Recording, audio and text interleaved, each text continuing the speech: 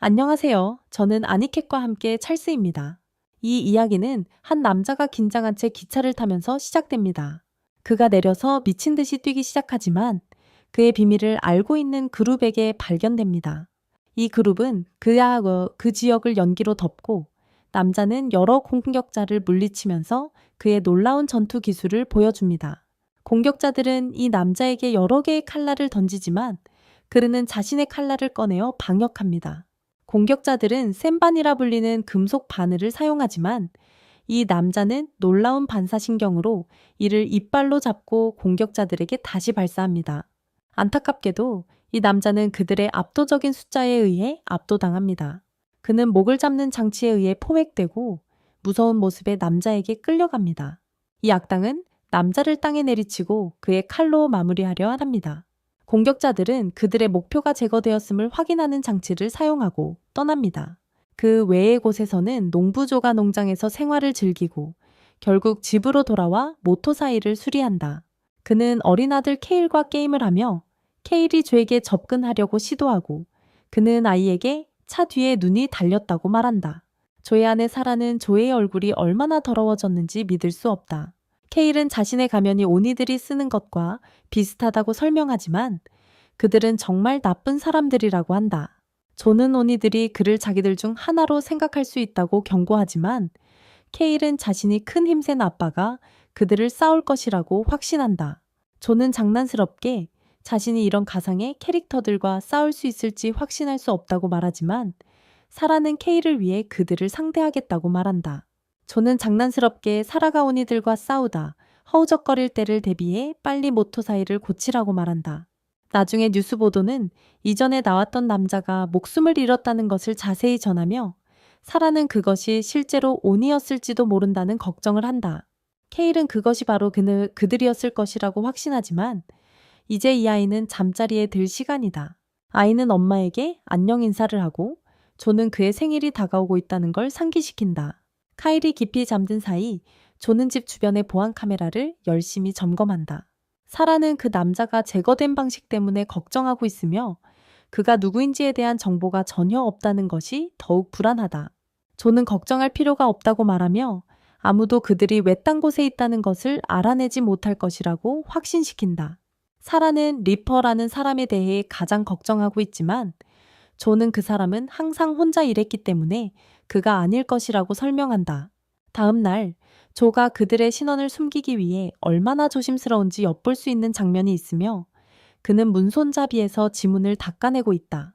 젊은 가족은 평화로운 일상을 즐기며 조는 아들을 응원하며 좋은 아버지가 되기 위해 최선을 다한다. 어느 날 밤 신비로운 조직의 손에 또 다른 사람이 목숨을 잃었다는 보고가 들어온다.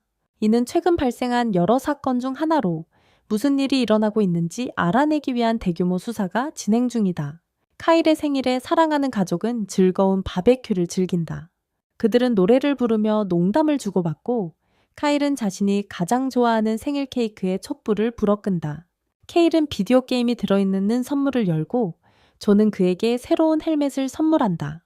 조는 무서운 오니 가면보다 이걸 더 좋아하므로 케일은 자신이 더 이상 악당이 아니라고 선언하고 이제는 영웅이라고 말한다. 사라는 단지 그의 평범한 얼굴을 보는 것을 좋아한다고 지적하며 온 가족이 따뜻하게 포옹을 나눈다. 그들은 행복하지 않을 수 없으므로 모두 서로가 얼마나 사랑하는지 말해준다. 그날 밤 조는 침대에서 일어나지만 차분히 아내에게 거기 머물라고 말한다. 조는 아래층으로 내려가는데 모든 것이 문제가 없다고 보인다. 그 순간 창문에 무언가가 나타나고 조는 공격받는다. 공격자들이 들어오지만 조는 몇 명을 기술적으로 막아낸다. 그의 뛰어난 기술 덕분에 그는 그들의 무기를 하나 가져와 검을 사용하여 몇 명의 남자를 제거한다. 한 남자를 제거하는 동안 조는 아들이 자신을 부르는 소리를 듣는다. 경고를 받은 조는 즉시 행동에 나선다. 그는 공격자를 막아내고 그를 완전히 제압한다. 조는 무언가를 찾으며 가족을 찾아 달려간다. 그러나 다른 공격자가 그의 목에 2개의 금속 바늘을 발사한다. 결연한 조는 그것이 멈추게 하지 않으려 한다. 그래서 그는 계단을 기어 올라간다. 치명적인 통증이 그를 압도하고 신비로운 인물이 밖에서 보인다. 조는 결국 2층에 도착하여 몇몇 공격자가 제거된 것을 발견한다. 그러나 조는 충격에 빠져들며 케일과 사라는 생명 없는 시체로 누워있는 것을 본다. 과도한 충격이 조의 몸을 가득 채우고 악마 같은 남자는 조의 아내가 잘 싸웠다고 설명한다. 이 괴물은 그의 칼을 그녀의 목에 꽂아 넣어 조에게 눈부신 분노를 불러일으키지만 그는 등에 칼을 맞는다. 조는 가족에게 다가가려고 공격자를 끌고 가지만 그의 몸에 입힌 손상은 너무 심각하다. 공격자들은 누군가 당국에 경고했음이 틀림없다고 판단하고 멀리서 경찰 사이렌 소리가 들린다. 리더는 조가 더 이상 살아있지 않다고 확인하고 경찰이 도착하기 직전에 떠난다. 경찰이 현장에 도착하고 학살당한 가족을 발견하고 충격에 빠진다. 잠시 후 더 이상 살아있지 않은 것처럼 보였던 조가 의식을 되찾는다. 그의 첫 번째 생각은 무기력한 가족에 대한 기억이며 그는 감정에 압도되어 구토를 한다. 조가 다음에 깨어났을 때 그는 병원에 있었고 간호사가 긴급히 의사를 호출한다. 조는 아내의 이름만 말하고 다시 기절한다. 조는 결국 깨어나고 의사는 그가 이미 검시관에게 사망 선고를 받은 후 기적적으로 살아났다고 설명한다. 조는 그런 것에는 관심이 없고 아내와 아들에 대해 알고 싶어 한다. 안타깝게도 그들이 살아남지 못했다고 전해진다. 밖에서는 두 사람이 그를 방문하러 왔습니다. 그들은 마이크와 엠마이며 FBI 소속입니다. 그들은 조사에 도움을 요청하며 공격자가 누구일 수 있는지 여러 가지 질문을 합니다. 조는 한마디도 하지 않지만 마이크는 그가 매우 화가 나고 있다는 것을 알 수 있습니다.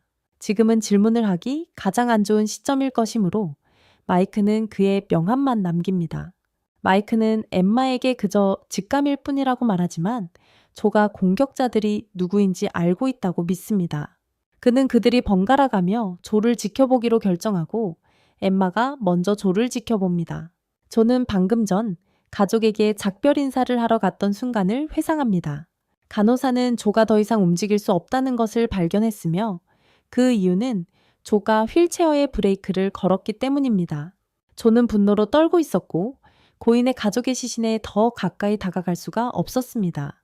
지붕 위로 돌아온 조는 아내와 아들의 기억이 떠오르며 분노로 으르렁거리기 시작한다. 그의 분노는 절정에 달하고 그는 다시 자신의 손목을 향해 손을 뻗어 금속 바늘을 꺼낸다. 조는 그 바늘로 자신을 찌르고 그의 몸에 이상한 일이 일어난다. 그때 조는 여러 암살자들에게 공격을 받는다. 그는 여전히 분노로 가득 차 있어 미쳐 날뛰며 숙련되게 여러 공격자를 처치한다. 조는 압도적인 힘과 정밀함을 보여주며 어떻게든 싸움을 장악한다. 그뿐만 아니라 조는 어떤 주술을 사용하여 자신의 몸을 검은 연기로 변신시킨다. 이 기술은 엄청난 힘을 가지고 있어 한순간에 여러 암살자를 처치할 수 있게 한다. 엠마는 무슨 일이 일어나고 있는지 전혀 알지 못하지만 조는 그녀가 알아낼 수 있도록 도와주지 않고 대신 그녀를 기절시킨다. 분노한 조는 계속해서 무자비한 공격을 이어가며 여러 공격자를 조각내버린다. 그들은 매우 많고 조는 이상하게도 엘리베이터에 칼을 쏩니다. 그가 이렇게 한 이유를 알게 되며 그는 막대를 사용해 자신을 방어하고 남은 암살자들을 엘리베이터로 밀어넣습니다. 조는 심각하게 숫자에서 밀리지만 암살자들이 그와 함께 갇혀 있다는 것이 분명해집니다. 조는 그들의 시체 위에 서 있으며 다른 층에 도착하고 남아있는 적들의 마음에 두려움을 심어줍니다. 마이크는 엠마가 왜 그의 전화를 받지 않는지 궁금해하고 여러 시체를 발견하고 충격을 받습니다. 조는 근처에서 일을 마무리하고 암살자 리더에게 발견됩니다. 추억이 다시 조의 마음에 떠오르며 그는 분노로 리더를 공격합니다. 하지만 이 리더는 다른 암살자들과는 다르게 자신을 잘 방어하고 조의 목에 장치를 걸어놓습니다. 조는 재빨리 자신을 풀어내지만 싸움은 여전히 팽팽합니다. 하지만 조는 결국 다시 그의 그림자 기술을 사용하고 그것이 그에게 치명적인 공격을 가능하게 합니다. 조는 재빨리 더 많은 타격을 가하며 곧 싸움이 끝난다. 조는 그들이 어떻게 자신과 가족을 찾았는지 그리고 어떻게 그가 정말 조인지 알았는지 묻는다. 리더는 조가 원하는 만큼 외모를 바꿀 수 있지만 결코 자신의 운명을 피할 수는 없다고 조롱하며 말한다. 조는 그 남자를 충격에 빠뜨리고 그의 변장을 벗긴다. 조는 여기서 한마디도 하지 않고 리더의 생명을 끝낸다. 조는 그 후 가족을 보러 간다. 그는 눈을 감당할 수 없고 무릎을 꿇고 쓰러진다. 그 후 조는 집으로 돌아와 벽에 구멍을 뚫는다. 그가 숨겨둔 상자를 꺼내고 그 안에 여러 가지 물건과 함께 가면이 들어있는 것을 본다. 조는 가족의 기억이 다시 떠오르는 사진을 응시한다. 조가 집에 불을 지르기 직전 우리는 그의 가족집을 마지막으로 바라본다. 조는 한때 사랑과 평화로 가득했던 그의 삶이 타버리는 것을 지켜보며 마스크를 쓴다. 불은 모든 기억을 삼켜버리지만 조는 여전히 분노로 가득 차 있다. 이후 조는 가족이 죽던 끔찍한 순간을 다시 경험한다. 이번에는 그의 아내가 그의 본명인 희간이라고 부른다. 그의 가족은 더 이상 변장을 하지 않고 조의 아들이 그에게 소리친다. 그때 조는 끔찍한 악몽에서 깨어나고 암살자 리더를 묶어놓은 것을 발견한다. 하지만 조는 상태가 매우 안 좋고 쓰러진다. 조는 누군가 도착했다는 소리에 놀라고 이 남자도 그들이 다음에 만날 것은 저승일 것이라 생각했기에 충격을 받는다. 이 남자는 의사이며 조가 왜 변장을 하지 않았는지 궁금해한다. 조는 조직이 어떤 방법으로든 그들이 사용하는 마스킹 시스템을 통과할 수 있었다는 것을 밝힌다. 의사는 조의 몸이 왜 항상 맞아야 하는지 의아해하지만 조의 팔을 보고 이유를 깨닫는다. 조는 강렬한 인식의 비밀 기술을 사용했다. 이것이 그가 지붕에서 자신을 찌른 이유를 설명한다. 의사는 조에게 절대로 다시 사용하지 말라고 경고하는데 다음에는 그것이 반드시 그의 생명을 끝낼 것이라고 말한다. 그러나 조의 등을 본 후 그는 다음번에 대해 잊어버리라고 말하는데 그는 찔린 순간에 죽어야 했다는 것을 깨닫기 때문이다. 조는 어떻게 살아남았는지 전혀 모르며 의사는 누군가가 조를 살리고 있을지도 모른다고 생각한다. 조가 완전히 회복하기 위해서는 리데일이 걸릴 것이다. 하지만 그는 단지 모든 손님이 묶여있는 상태에서 답변을 얻을 만큼 충분히 회복되기를 원한다. 의사는 조가 그 이후에 무엇을 할 계획인지 궁금해하며 그의 대답은 간단하다. 그는 자신의 가족을 살해한 모든 사람들을 찾아다니기로 결심한다. 의사는 조에게 회복을 도와줄 무언가를 주지만 그것은 매우 아프고 조는 기절한다. 조가 조금 회복한 후 그는 암살자 리더를 만나러 간다. 조는 한마디도 하지 않고 바로 그를 찔러 넣는다. 조는 그를 여러 번 찌르지만 그 남자는 닌자는 절대 스스로를 드러내지 않는다고 상기시킨다. 조는 이미 알고 있다고 지적하며 그를 놀라게 하고 계속해서 찔러댄다. 조는 시간이 지나도 멈추지 않고 결국 암살자는 조가 무엇을 증명하려고 하는지 물어보려 한다. 그는 조에게 그냥 자신의 생을 끝내달라고 애원하지만 조는 그를 무시한다. 몇 일이 더 지나지만 조는 끝내지 않고 계속해서 그에게 고통을 준다. 어느 날 조는 그에게 가솔린을 끼얹는다.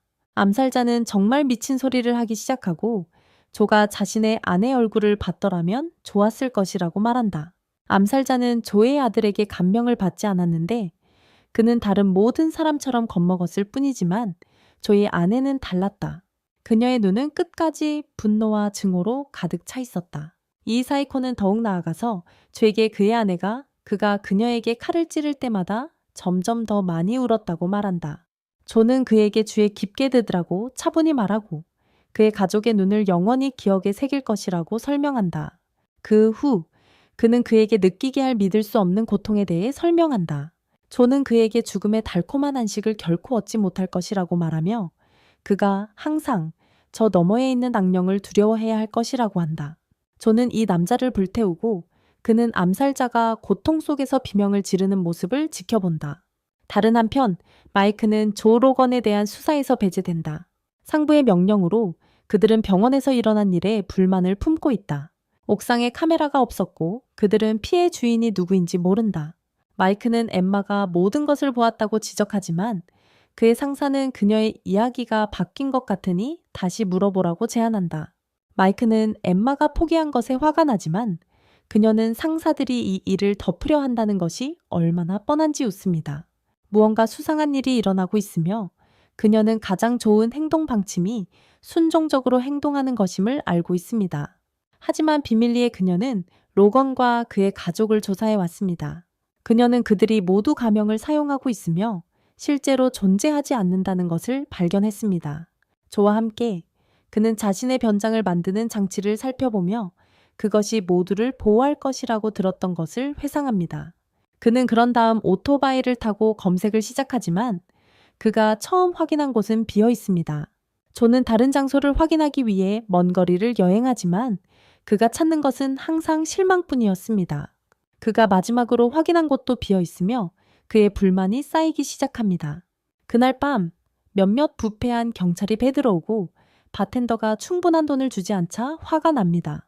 조는 바로 거기 앉아 있고 한 경찰은 그에게 밖에 있는 오토바이가 도난당했는지 묻는 것이 좋겠다고 생각합니다. 조는 이 남자를 무시하고 경찰은 그의 면허증을 요구한다. 조는 다시 그를 무시하고 경찰이 그를 붙잡으려 하자 조는 재빨리 그를 쓰러뜨린다. 조는 침착하게 떠나지만 다른 경찰이 뒤에서 그를 공격하려 한다. 조는 그가 펀치를 던질 때 그를 아예 건드리지 않지만 조의 스윙에서 나오는 힘만으로 경찰이 날아간다. 밖에서 조는 그들의 경찰차를 살펴보고 마이크가 준 명함을 떠올린다. 다음 날 마이크는 엠마가 장난치는 것이라고 생각하지만 엠마는 자신이 범죄를 조사하고 있다고 지적한다. 현재 많은 범죄 거래가 가상현실에서 이루어지고 있으며 그녀는 조를 조사할 시간을 가지기 위해 이 일을 마쳐야 한다. 엠마는 최근 VR 기술이 폭발적으로 발전했으며 이는 모두 아우자 회사 덕분이라고 설명한다. 바로 그때 마이크는 조에게서 전화를 받고 충격을 받는다. 그는 엠마를 부드럽게 VR에서 떼어내고 전화를 추적하라고 신호를 보낸다. 마이크는 조에게 그가 진짜 누구인지 말해보라고 하지만 조는 자신의 질문이 있다. 조는 이야기하고 싶어 하므로 마이크는 그들이 이야기하고 있다고 지적하지만 이는 조가 그의 전화기를 부수게 만든다. 조는 마이크에게 다시 전화를 걸어 한 번 더 기회를 주지만 장난치지 말라고 경고한다. 조는 그들이 어디서 만날지 마이크에게 결정하게 하므로 마이크는 어떤 식당을 선택한다. 통화가 끝나지만 엠마는 조를 추적하는 데 실패하여 실망한다. 조가 식당으로 가는 길에 아우자 광고가 여기저기에서 보인다. 광고는 아우자 기술이 모든 사람을 보호한다고 주장하며 사람들이 자신의 삶의 모든 측면에서 그리고 평생 동안 그것을 필요로 한다고 강조한다. 조는 식당 근처에 도착하고 마이크가 도착하는 모습을 살펴본다. 식당 안에서 마이크는 주인에게 산책하라고 한다. 주인은 마지못해 떠나겠다고 동의하지만 마이크에게 배달원이 나타나면 문 옆에 테이블로 안내하라고 말한다. 그곳이 음식 주문이 있을 곳이기 때문이다. 조이가 마침내 도착하지만 마이크는 그의 얼굴을 보고 정말 그 사람인지 확인하고 싶어 한다. 조이는 대신 자신이 준 명함을 보여주지만 그것으로는 마이크에게 충분하지 않다. 조이는 그냥 떠나려 하지만 마이크는 그와 이야기하기로 동의한다. 조이는 최근에 일어난 연쇄 살인 사건의 책임자가 누구인지 알고 싶어하며 그는 마이크가 질문하는 것을 모두 답변할 것이라 약속한다. 마이크는 그렇게 듣고 기뻐하지만 이 미친 경찰은 총을 꺼낸다. 그는 용의자들과 거래를 하지 않는 유형의 사람이며 조이에게 무릎을 꿇으라고 명령한다. 그때 배달원이 들어와 주문 중 하나를 가져간다. 마이크는 왜 조이가 그 순간에 도망치지 않았는지 궁금해야 하지만 조이는 여전히 이야기하길 원한다. 그때 다른 배달원이 또 다른 주문을 가져간다.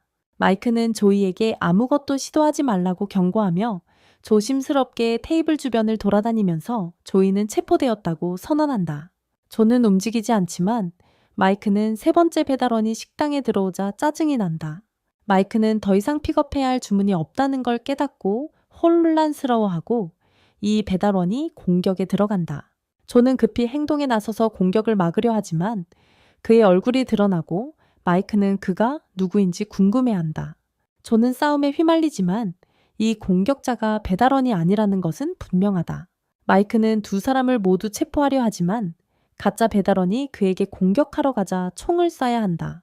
조는 그가 죽임을 당하지 않도록 구해야 하고 공격자가 또 다른 팔을 가지고 있음을 드러내자 싸움은 격렬해진다. 조는 밀려나지만 그의 그림자 주술을 사용하여 4개의 팔과 2개의 머리를 소환한다. 격렬한 전투가 계속되지만 이제 조는 이 남자보다 더 많은 팔을 가지고 있으며 그를 제압한다. 조는 그를 밀어내고 싸움을 끝낼 준비를 하지만 남자의 추가 팔이 사실 그의 가방에 숨어있던 또 다른 사람이었음을 깨닫는다. 두 번째 남자가 뒤에서 그를 공격하고 조는 이 2명의 치명적인 적과 싸우기 위해 최선을 다한다. 조는 다시 한번 마이크를 구하고 암살자들에게 술을 뿌린다. 조는 검을 불태우고 위험한 싸움은 계속된다. 조는 결국 술을 들이키고 그것을 이용해 적들에게 불꽃을 발사한다. 그는 이 기회에 모든 칼을 던져 한 명의 남자를 꽉 누르고 다른 한 명은 완전히 파괴한다. 미친 싸움이 끝나자 충격을 받은 마이크는 조에게 그가 누구인지 말해달라고 간청한다. 조는 패킹 덕기라는 단어만 말하지만 마이크는 그것이 식당 메뉴의 하나일 뿐이라서 속상해한다. 마이크는 병원에 있던 남자가 어디 있는지 알고 싶어 하자 조는 장치를 사용해 그의 변장을 보여준다. 조는 자신이 닌자라고 밝힌다. 이 가짜 배달원들도 닌자였고 병원에 있던 사람들도 그렇다. 바로 그때 두 사람은 외부에서 총을 쏘는 그룹으로부터 피신해야 한다. 밖을 보니 상황은 더욱 악화되고 공격자 중 한 명이 그들을 향해 로켓을 발사한다. 전체 장소가 폭발하고 공격자들은 도망친다. 조는 어디에도 보이지 않지만 그는 위에서 마이크를 지켜보고 있다. 마이크는 자신의 가슴을 확인해 보니 닌자의 칼이 방탄복을 뚫고 들어왔다. 칼은 조와의 싸움 후에도 한 번의 흠집조차 없어서 마이크는 누가 이렇게 미친 무기를 만들었는지 궁금해한다. 바로 그때 아우자 광고가 그의 뒤에 나타나고 두 사람은 모두 아우자 기술이 왜 필요한지 설명하는 광고를 응시한다. 다른 곳에서는 자이라는 남자가 그의 주인에게 목표가 불행히도 아직 살아있다고 알린다. 주인은 이에 불만을 표하며 희간의 이름을 언급한다. 또 다른 곳에서는 한 정치인이 그의 집이 방금 공격당하면서 탈출한다. 그는 신에게 악마를 막아달라고 간청하지만 무언가를 듣기 시작하면서 상황은 끔찍해진다. 그 순간 몇 개의 무서운 손이 갑자기 나타나서 그들을 죽인다.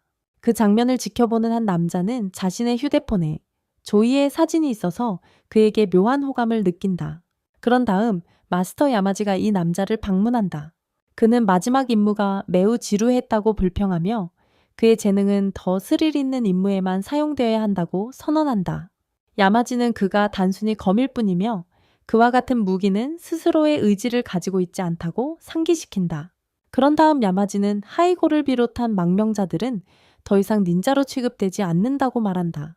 그들은 떠나는 순간부터 적으로 취급된다. 그들은 즉시 제거되어야 하며 그들의 비밀 기술이 누설되는 것을 방지하기 위해서이다. 하이는 일본 역사상 가장 엘리트 닌자 중 하나이다. 그는 수많은 전투 기술을 마스터했으며 표적을 제거하는 데 있어서 완전히 잔인하다.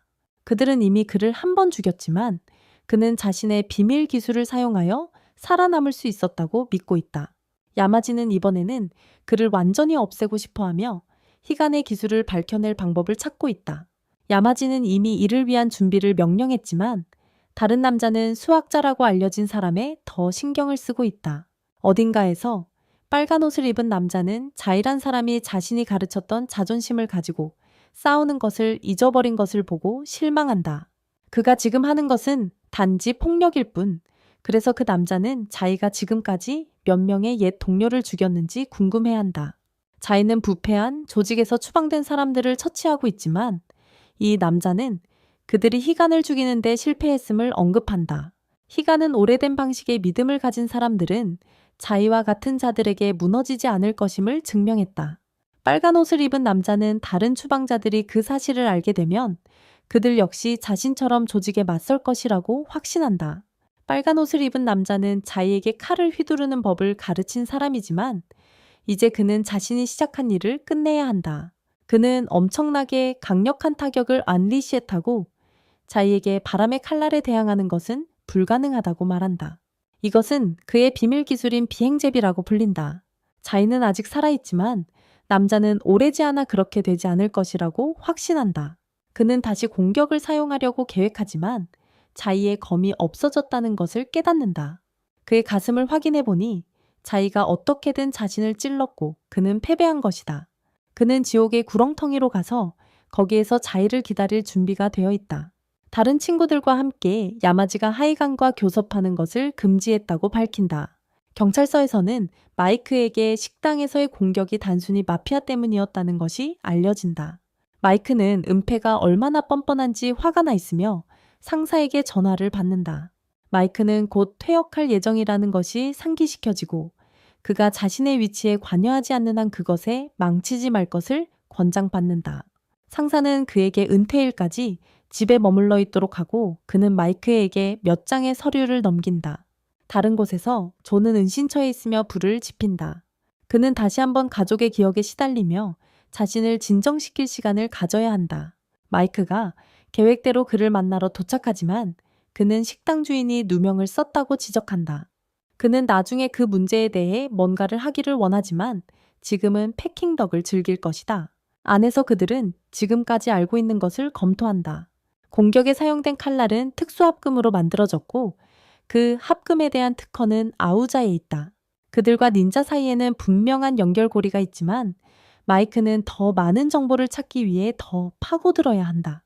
아우자는 아주 위험한 회사이다. 왜냐하면 그들은 FBI를 자신의 편으로 두고 있기 때문이다. 저는 그들이 얼마나 위험한지 전혀 신경 쓰지 않는다. 그들은 그의 가족을 죽였으므로 그는 이제 그들 모두를 추적하여 반드시 대가를 치르게 하겠다고 선언한다. 마이크는 그가 그렇게 하면 그를 체포해야 한다고 상기시키지만 먼저 수갑을 채워야 할 더 많은 불량배들이 있다고 결정한다. 마이크는 아직 은퇴할 준비가 되지 않아 종이를 태우고 조와 휴전하기로 한다. 조는 그에게 음료를 따르고 이렇게 동맹이 형성된다고 설명한다. 하지만 이것은 알코올이 아니다. 조는 에너지 드링크를 마시는 것을 선호하기 때문이다. 마이크는 오우자에 대해 아는 사람이 있음을 알고 그들은 엠마를 만나러 간다. 마이크는 그녀의 고물차를 놀리지만 그녀는 그의 차가 더 끔찍하다고 재빨리 지적한다. 조는 그녀의 비틀에 대해 모든 것을 아는 진정한 자동차 애호가임을 증명하지만 그가 닌자라는 것을 알고 있다는 말에 충격을 받는다. 마이크는 그를 믿을 수 있다고 설명하지만 그녀가 너무 많은 말을 할 때는 그녀를 조용히 시켜야 한다고 말한다. 엠마는 그들을 자신의 작은 채 끼워 넣고 그 안에 설치한 모든 기술을 자랑한다. 그것은 그녀가 혼자서 만든 거대한 이동 컴퓨터와 같다. 그녀의 연구에 따르면 아우자는 군사무기를 개발하는 다국적 기업이라는 사실이 밝혀졌습니다.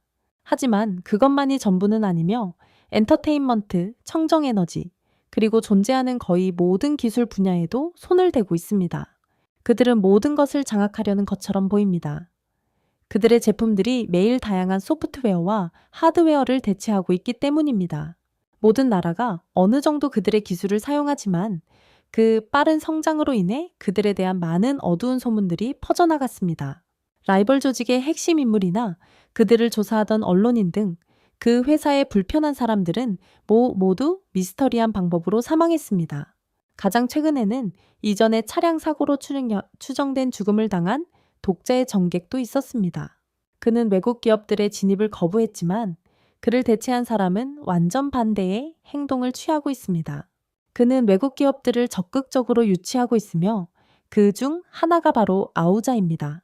이런 사망들은 아우자에게 너무나도 편리하게 일어난 것 같아서 그녀는 그들이 모든 것을 주도하고 있다고 의심합니다. 다른 곳에서는 어떤 과학자가 상사에게 놀라운 원자로를 보여줍니다. 그것은 이전 테스트보다 더 잘 작동하고 있으며 이제 초당 220만 킬로와트를 생산할 수 있습니다. 사장은 이 기술이 세상을 바꿀 것이라고 선언하며 아우자가 유일무이한 회사가 되어야 한다고 주장합니다. 그들의 기술은 모든 사람의 삶을 더 좋게 만들 것이며 아우자는 전 세계의 새로운 기준이 될 것입니다.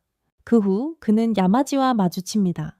야마지는 식당 공격의 사진을 보여주고 그 남자는 그것이 자신의 부하들이라고 확인합니다.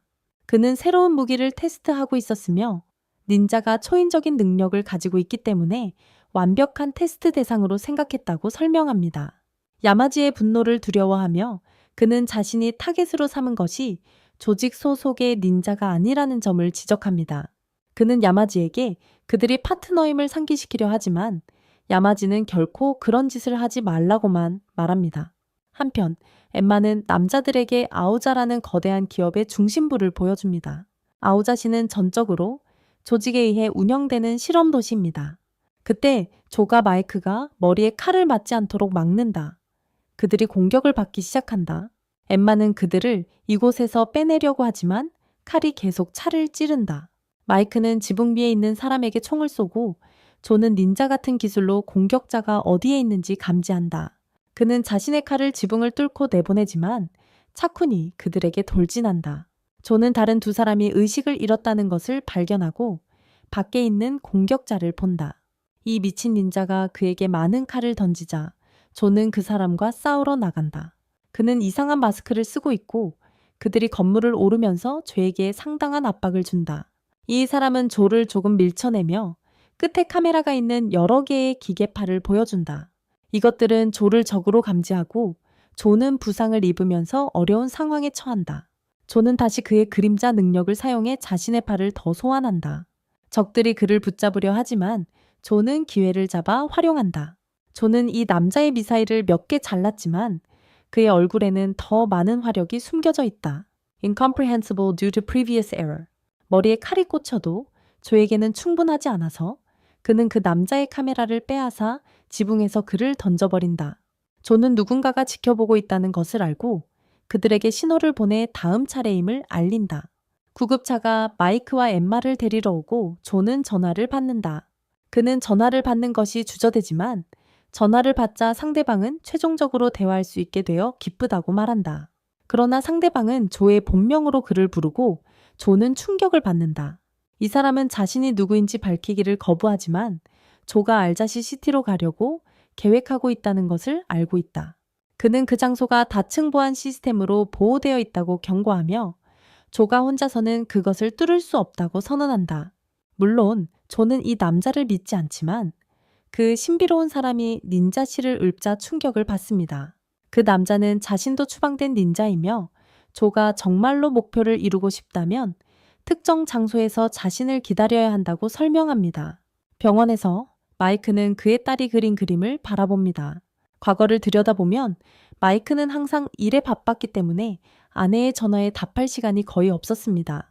어느 날 마이크는 그녀가 자주 전화하기 때문에 전화를 받았지만 끔찍한 소식을 듣게 됩니다. 마이크의 딸은 교통사고로 목숨을 잃었고 그의 아내는 완전히 정신적으로 무너졌습니다. 마이크의 부재는 그녀로 하여금 더 이상 FBI 요원과 결혼 생활을 유지할 수 없다는 것을 깨닫게 했고 그래서 그녀는 그를 떠났습니다. 이제 마이크는 한때 행복했던 가족의 그림만 바라볼 수 있지만 조가 그를 방해합니다. 조는 마이크에게 그를 도와주고 싶어하는 사람에 대해 이야기하지만 마이크는 회의적입니다. 조도 그렇지만 그 남자는 오래된 조직에서만 전해 내려오는 시를 알고 있었습니다. 엠마는 그 남자가 도시의 무서운 보안 시스템에 대해 맞았다는 것을 확인합니다. 그녀의 연구에 따르면 그것을 통과하려면 사실상 유령이 되어야 한다고 합니다. 마이크는 그것이 함정일까 두려워하지만 조는 그런 경우 자신을 가두는 모든 사람을 죽일 것이라고 간단히 말합니다. 이 상황은 더욱 어려워지는데 마이크는 자신의 상사가 자신을 지켜보고 있다는 것을 알고 있기 때문입니다. 그래서 엠마는 그곳에 침입하려고 노력하는 것을 그냥 그만두자고 생각합니다. 대신 그녀는 다크웹에서 알자 코퍼레이션을 감시하고 있는 커뮤니티를 찾았습니다. 그들은 알자가 세계를 정복하려고 하면서 대량 파괴 무기를 만들고 있다고 생각합니다. 사이트 관리자는 알자의 전직 연구원 중 한 명이라고 하니 엠마는 이 사람에게 질문하러 가야 한다고 생각합니다. 하지만 마이크는 그녀가 가는 것을 원하지 않으며 이런 일은 잃을 것이 없는 노련한 사람들을 위한 일이라고 설명합니다. 그러나 엠마는 그가 혼자 가는 것을 허락하지 않습니다. 그들은 알자의 어두운 비밀을 밝혀내기 직전이며 그들이 찾는 정보는 수백만의 가치가 있을 수 있습니다. 조가 떠나기 시작하지만 마이크는 조의 아내가 그가 누구인지 알고 있었는지 알고 싶어 합니다. 조는 그녀가 그랬다고 알려준다. 그녀도 닌자였기 때문이다. 하지만 그들이 함께하기 위해서는 규칙을 깨야 했다. 닌자는 감정적으로 동료와도 분리되어 있어야 한다는 규칙이다. 마이크는 조가 어떤 사람인지 깨닫는다. 이는 그가 규칙을 깨고 가족을 선택했음을 의미한다. 한편 알자의 임원 조셉은 조가 마지막 공격에서 살아남았다는 소식을 듣고 매우 인상 깊어한다. 대량 생산된 유닛 중 하나만으로도 전체 군대 소대를 파괴할 수 있지만 그들은 조와는 상대가 되지 않았다. 릴이라는 이름의 암살자는 조셉이 실제 전투에 개입할 것인지 궁금해하지만 조셉은 데이터 수집에만 관심이 있다. 릴은 꽤 변태적인 발언을 하며 그래서 조셉의 경호원 릴리가 그를 조용히 하겠다고 제안한다. 조셉은 조가 도시로 향하고 있다는 점을 지적하며 회의를 정상 궤도로 되돌린다. 하지만 그는 보안 시스템이 뚫을 수 없다는 사실을 상기시킨다. 조셉은 빅디의 의견을 듣고 싶어 하지만 이 사람은 정말 자만심이 강하다. 그는 자신의 페이드에만 신경 쓰며 그것을 망치려는 사람은 누구든 파괴하겠다고 경고한다. 릴은 좀 더 변태적인 말을 하지만 요마지는 그의 힘으로 그를 침묵시킨다. 그는 그들이 조의 비밀 예술이 무엇인지 배우고 이후 그를 제거할 것이라고 설명한다. 조는 자신의 상사가 아닌 사람에게 지배당하는 것을 거부하지만 계획에는 동의한다. 그 후 조셉은 딜리에게 그가 자신의 연구에 도움이 될 것이라며 그들의 그룹과 팀을 이뤘다고 상기시킨다. 지금 그는 자신의 프로토타입에 대한 데이터를 얻는 것만 걱정하고 있으며 조가 너무 빨리 죽지 않기를 바란다. 다른 곳에서는 자그가 그의 주인이 희간을 제거하라는 명령을 내리기를 간절히 기다리고 있다. 주인은 거부하며 다른 사람들을 그에게 보내겠다고 설명한다. 그들의 죽음은 조직에 아무런 의미가 없으며 목표가 달성되는 것은 시간 문제일 뿐이다. 과거를 엿보면 임무를 수행 중인 닌자 3명이 보인다. 닌자 코드가 암송되는 소리가 들리며 첫 번째는 절대 닌자의 비밀을 누설하지 않는 것입니다. 다음은 닌자는 감정적으로 분리되어 있어야 하며 세 번째는 그들의 임무가 자신의 생명보다 우선해야 한다는 것입니다. 이 닌자 3인조는 그들이 원하던 정보를 수집하고 그들의 임무는 완료됩니다. 그 후 그들의 닌자로서의 기술을 인정하는 의식이 열립니다. 그것은 전통이며 모두 이름을 받습니다. 자이 희간 그리고 메리. 그것이 전부가 아닌데 그들은 각자에게 비밀의 기술이 전수될 것이라는 소식에 모두 충격을 받습니다. 그들은 그것을 영원히 비밀로 간직해야 하며 모두 동의합니다. 담당자는 그들이 자신의 마을을 미래로 이끌 사람들이 될 것이라고 확신하며 야마지도 그곳에 있었다는 것을 알 수 있습니다. 그날 밤 조는 이름을 갖게 되면 서로를 항상 기억할 수 있게 될 것이라고 지적합니다. 그들은 술을 마시며 축하하기로 결정하지만 조이는 제이가 자신의 비밀스러운 기술을 실수로 드러내지 않도록 상기시킵니다. 제이는 결코 그렇게 하지 않을 것이고 만약 그들이 서로와 싸우게 된다면 그것이 놀라움이 될 것이라고 선언합니다. 제이는 차가운 사람처럼 보일 수 있지만 그는 그들이 함께 맺은 유대관계가 피보다 진하다고 선언합니다. 그리하여 그들은 모두 생명을 걸고 해야 할 일을 하기로 맹세합니다. 그들은 모두 술을 마시지만 조이가 술에 취해버리자 웃음을 나눕니다. 그 이후로 3인조는 또 다른 임무를 수행하게 됩니다. 처음에는 모든 일이 순조롭게 진행되지만 마침내 메리가 아이를 보고 주저하게 되고 결국 총에 맞습니다. 그녀는 심하게 다쳤으므로 조이에게 자신을 두고 가라고 말합니다. 그는 대신 그녀를 보호하기로 결정하고 창문으로 뛰어나갑니다. 조이는 그녀를 되살릴 수 있었고 그는 그녀를 가까운 동굴로 데려갑니다. 메리는 그가 혼자서 도망치기를 원하지만 그는 다시 한번 거부한다. 메리는 자신의 목숨을 끊으려 하지만 조가 그녀를 막는다. 그녀는 그에게 떠나달라고 울부짖으며 마지막으로 애원하고 그들은 동맹으로부터도 서로 붙어 있어야 한다는 규칙을 상기시킨다. 조는 그녀를 만난 순간부터 이미 그 규칙을 어겼다고 말하며 그의 리즈가 하늘을 찌른다. 메리는 그의 말에 저항할 수 없고 그들은 다정한 순간을 공유한다. 한참 후 자이가 그들을 찾아내고 그들은 심각한 상태이다. 현재로 돌아와 보니 상황이 많이 변했고 자이는 더 이상 예전 같지 않다. 어딘가에서 마이크는 그의 상세에게 전화를 받는다. 그는 마이크에게 사건이 아니기 때문에 원하는 대로 할 수 있다고 알리지만 엠마는 상황이 다르다. 그 후 엠마는 마이크와 함께 관리자를 보러 가지 못해 사과하지만 그는 사실 그녀를 어떻게 없앨지를 고민하고 있었다고 지적한다. 다른 곳에서 조는 신비로운 사람을 만나기 위해 기다리지만 그 남자가 대신 전화해온다. 그는 오우사시가 곳곳에 자체 기술을 갖추고 있으며 그에는 도시 전체 경계에 있는 센서도 포함된다고 설명한다. 이 센서는 사람들이 도시로 들어갈 권한이 있는지를 확인하고 권한이 없으면 경고를 받는다. 이 사람들이 경고를 무시하면 시스템은 그들을 단순히 제거할 것이다. 그뿐만 아니라 도시 위의 공중은 완전히 장벽으로 덮여 있으며 비와 바람만 통과할 수 있다. 지상에서 들어가는 것은 불가능하므로 조는 아래로 가야 한다. 센서를 관리하는 시설이 있으며 그 남자는 조에게 필요한 모든 정보를 보낸다. 그곳은 보안 카메라와 레이저 함정으로 가득 차 있지만 각 구역을 순찰하는 용병들도 있다. 어렵겠지만 조가 모든 전투를 피해야만 계획이 성공할 것이다. 조가 그 모든 것을 지나칠 수 있다면 결국 도시에 들어가는 장벽에 도달할 것이다. 그 남자는 전원을 차단할 것이지만 그것은 5초 동안만 지속될 것이다. 더 오래 가면 경고음이 울린다. 그는 죄에게 5초만 주어질 것이며 그것이 그의 유일한 기회라고 상기시킨다. 식당에서 엠마는 마이크에게 관리자가 어떻게 생겼는지 보여준다.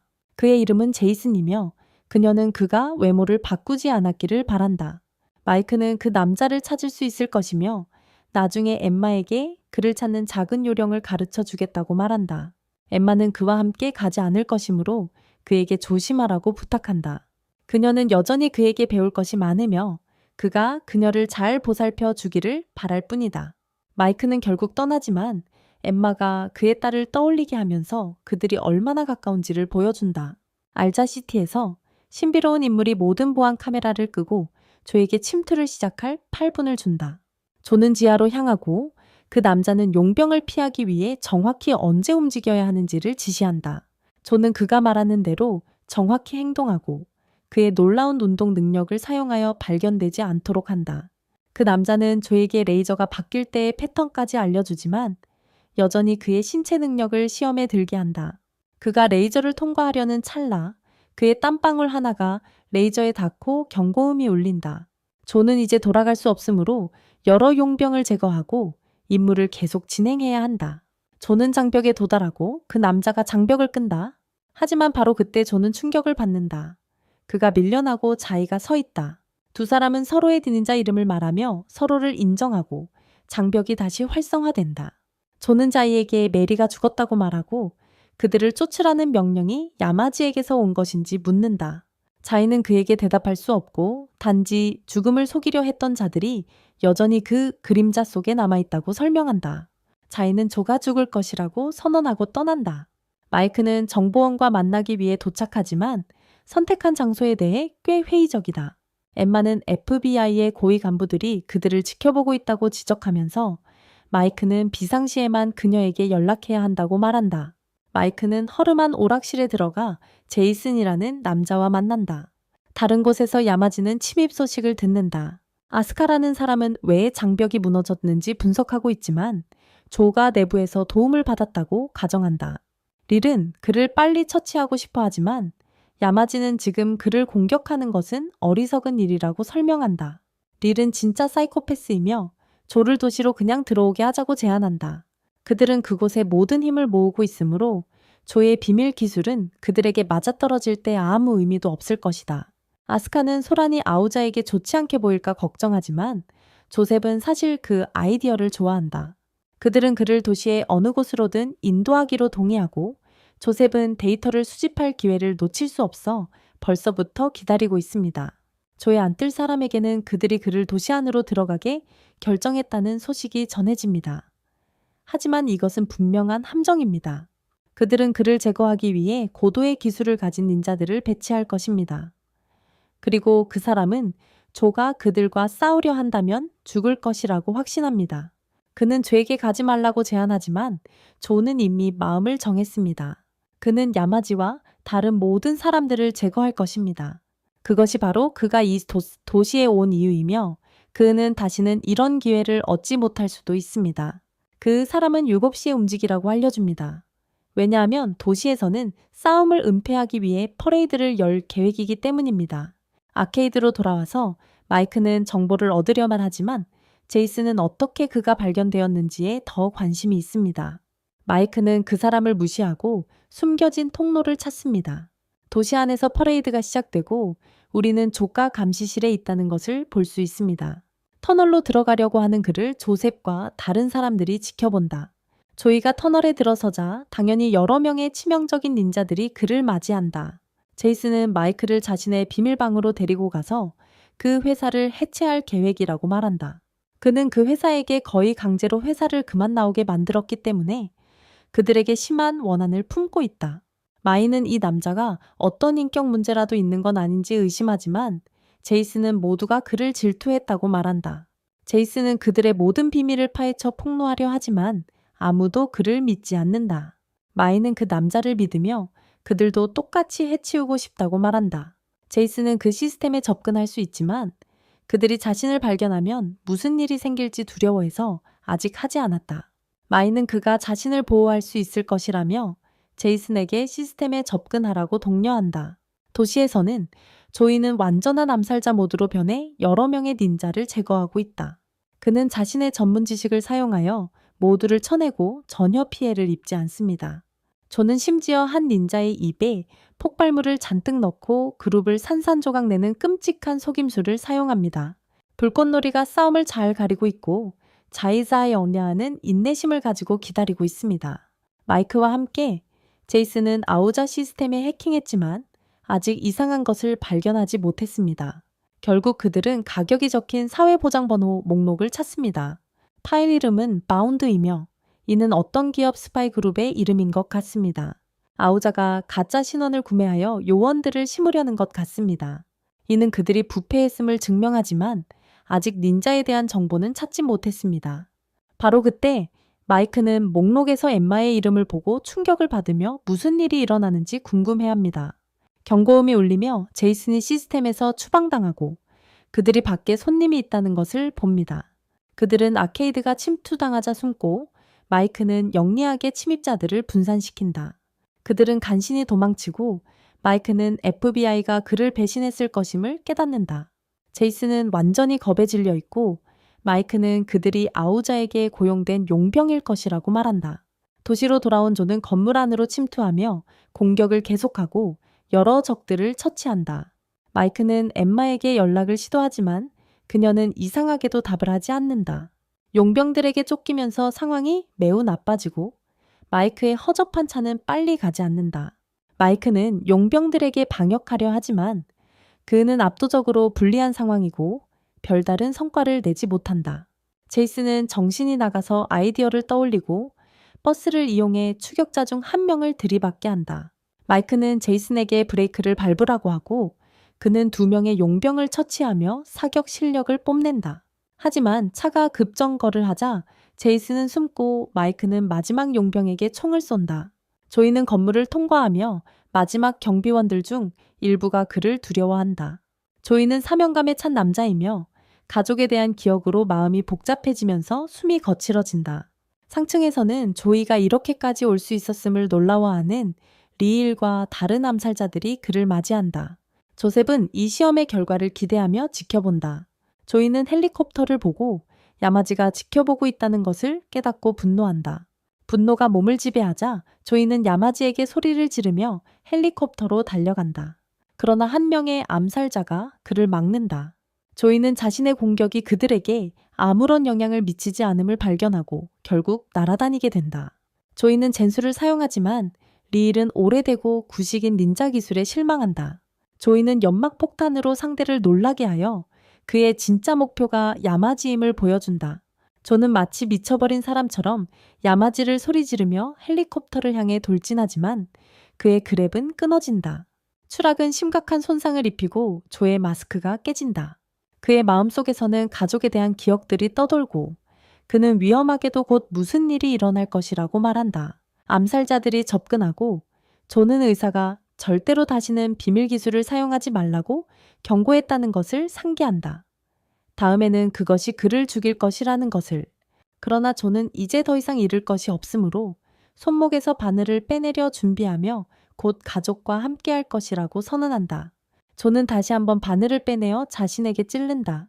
조의 몸은 다시 한번 경련을 일으키고 그는 암살자로부터 한 방을 맞는다. 암살자들은 다시 한번 그를 날아다니게 하며 공중에서 그를 비웃는 리르가 조롱한다. 그러나 이번에는 조가 그들 중 하나를 찌르는 데 성공한다. 그는 연기를 내뿜어 자신을 숨기지만 결국 발견된다. 조이는 연기를 오가며 움직일 수 있고 다른 암살자를 찌릅니다. 조이의 빠른 속도는 그를 여러 차례의 공격, 심지어 불꽃 같은 것들로부터 피하게 합니다. 그리고 그는 무서운 주문을 외우기 시작합니다. 그러나 공격을 사용하기 전에 조이는 분홍색 암살자에게 심각한 피해를 입습니다. 리들은 조이를 자기 것으로 삼아 그에게 주먹을 내리꽂습니다. 암살자들은 계속해서 조이를 두들겨 패며 조이는 고통의 비명을 지르고 리리는 이미 싸움에 지루해합니다. 그 순간 누군가 나타나자 리리는 폭행을 멈춥니다. 비가 내리기 시작하고 제가 도착하여 조이가 마침내 이해했는지 묻습니다. 그는 조이가 가고 있던 지옥의 길은 벗어날 수 없다고 설명합니다. 조이는 여전히 야마지에게 복수하는 것만 생각하고 있습니다. 그는 무심코제에게 공격하지만 결국 바닥으로 던져집니다. 조는 야마지를 계속해서 반복해서 부르고 자이는 그의 목숨을 빼앗을 준비를 한다. 자이는 모든 것이 이제 끝난다고 선언하고 조는 한마디도 하지 않으며 죽음을 준비한다. 자이가 칼을 휘두르자 모두가 절망적인 충격 속에서 지켜본다. 자이는 믿지 못하는 눈으로 바라보며 그의 공격이 분홍색 암살자에 의해 막혔음을 깨닫는다. 암살자는 다른 이들에게 장치를 설치하여 그들을 정지시키고 조와 함께 건물의 지붕에서 뛰어내린다. 이 암살자는 폭탄을 터뜨리며 거대한 폭발이 자이가 그들을 쫓는 것을 방해한다. 야마지는 실패한 공격을 지켜보게 되고 조의 눈이 떠져 그가 아직 살아있음을 확인한다. 다른 곳에서는 마이크가 심각한 상태에 있어 제이슨이 그를 사막을 지나 옮기고 있다. 조에게 돌아가면 그는 여전히 건물에서 떨어지고 있다. 그의 손은 마치 무엇인가를 잡으려는 듯 하늘을 향해 뻗지만 곧 의식을 잃는다. 암살자들은 건물 가장자리를 살펴보며 조가 이미 사라졌음을 발견한다. 그들 중 한 명은 왜 한 암살자가 그들을 배신했었는지 궁금해하지만 릴은 그런 것에 전혀 신경 쓰지 않고 사냥에 들떠 있다. 다음 날 평범해 보이는 한 남자가 릴의 메시지를 듣는다. 그의 메시지는 다른 암살자들에게도 전달되며 그들은 사회의 다른 구성원들과 자연스럽게 섞여 있다. 릴은 이 암살자들을 용감한 매라고 부르며 배신자인 까마귀가 둥지를 떠났다고 알린다. 까마귀는 모든 사람을 속였고 이제 그들의 가장 큰 적인 호랑이를 숨기고 있다. 릴은 그들이 도시를 떠나지 못하게 하라는 명령을 내린다. 그는 그 두 사람을 반드시 찾아내어 그들의 심장을 찢어내길 원한다. 한편 조는 깨어나고 그의 구세주는 엠마임이 드러난다. 엠마는 사실 그녀의 여러 페르소나 중 하나일 뿐이며 이것은 그녀의 진짜 얼굴조차 아니다. 조이가 병원에서 되살아났을 때 그녀는 조직의 리더로부터 그의 부활의 진실을 밝혀내도록 지시받았다. 그들은 그가 계속해서 자신을 되살릴 수 있는 능력을 가지고 있다고 가정했기 때문에 그 기술을 이해하려고 했다. 비밀 기술은 전투 중에만 사용되기 때문에 그녀는 조이를 가까이서 관찰해야 했다. 그래서 그녀는 FBI의 엠마로 위장했다. 이것은 그녀가 조직의 닌자로서의 신분이지만 다른 신분도 가지고 있다. 조이는 놀라움을 금치 못하며 그녀가 도와주던 미스터리한 남자의 목소리를 바꾼다. 그녀가 조이를 돕기로 한 이유는 조이가 복수할 수 있도록 하기 위해서였다. 이것은 매우 믿기 어려운 사실인데 그녀는 조직의 명령에 따라 엠마로 조이를 관찰하면서 동시에 조직을 배신하고 조이를 돕고 있었다. 그녀는 자신의 목표가 있으며 그 목표를 이루기 위해서는 조이가 살아있어야 한다고 밝힌다. 그녀는 최근 싸웠던 부관들이 매우 강력한 장비를 갖추고 있기 때문에 매우 위험하다고 선언한다. 조의 비밀 예술은 그들에게 아무 소용이 없을 것이고 그와 다시 싸우려 하면 죽게 될 것이다. 엠마는 여전히 희망이 있다고 밝힌다. 그녀는 그들을 제거할 수 있는 힘을 가져왔고 조에게 또 다른 가면을 보여준다. 야마지와 함께 그는 그들의 배신자가 훔친 수트에 대해 듣게 된다. 그것은 아직 개발 중이었고 그녀는 이 배신을 미리 준비한 것 같았다. 하지만 야마지는 전혀 걱정하지 않으며 그들이 곧 붙잡힐 것이라고 확신한다. 이 수트는 구소코 기어라고 불린다. 이들은 모든 종류의 닌자 기술과 완벽하게 작동하도록 설계된 초고급 전투 수트이다. 이들은 닌자의 수년간의 역사와 최첨단 기술을 결합한다.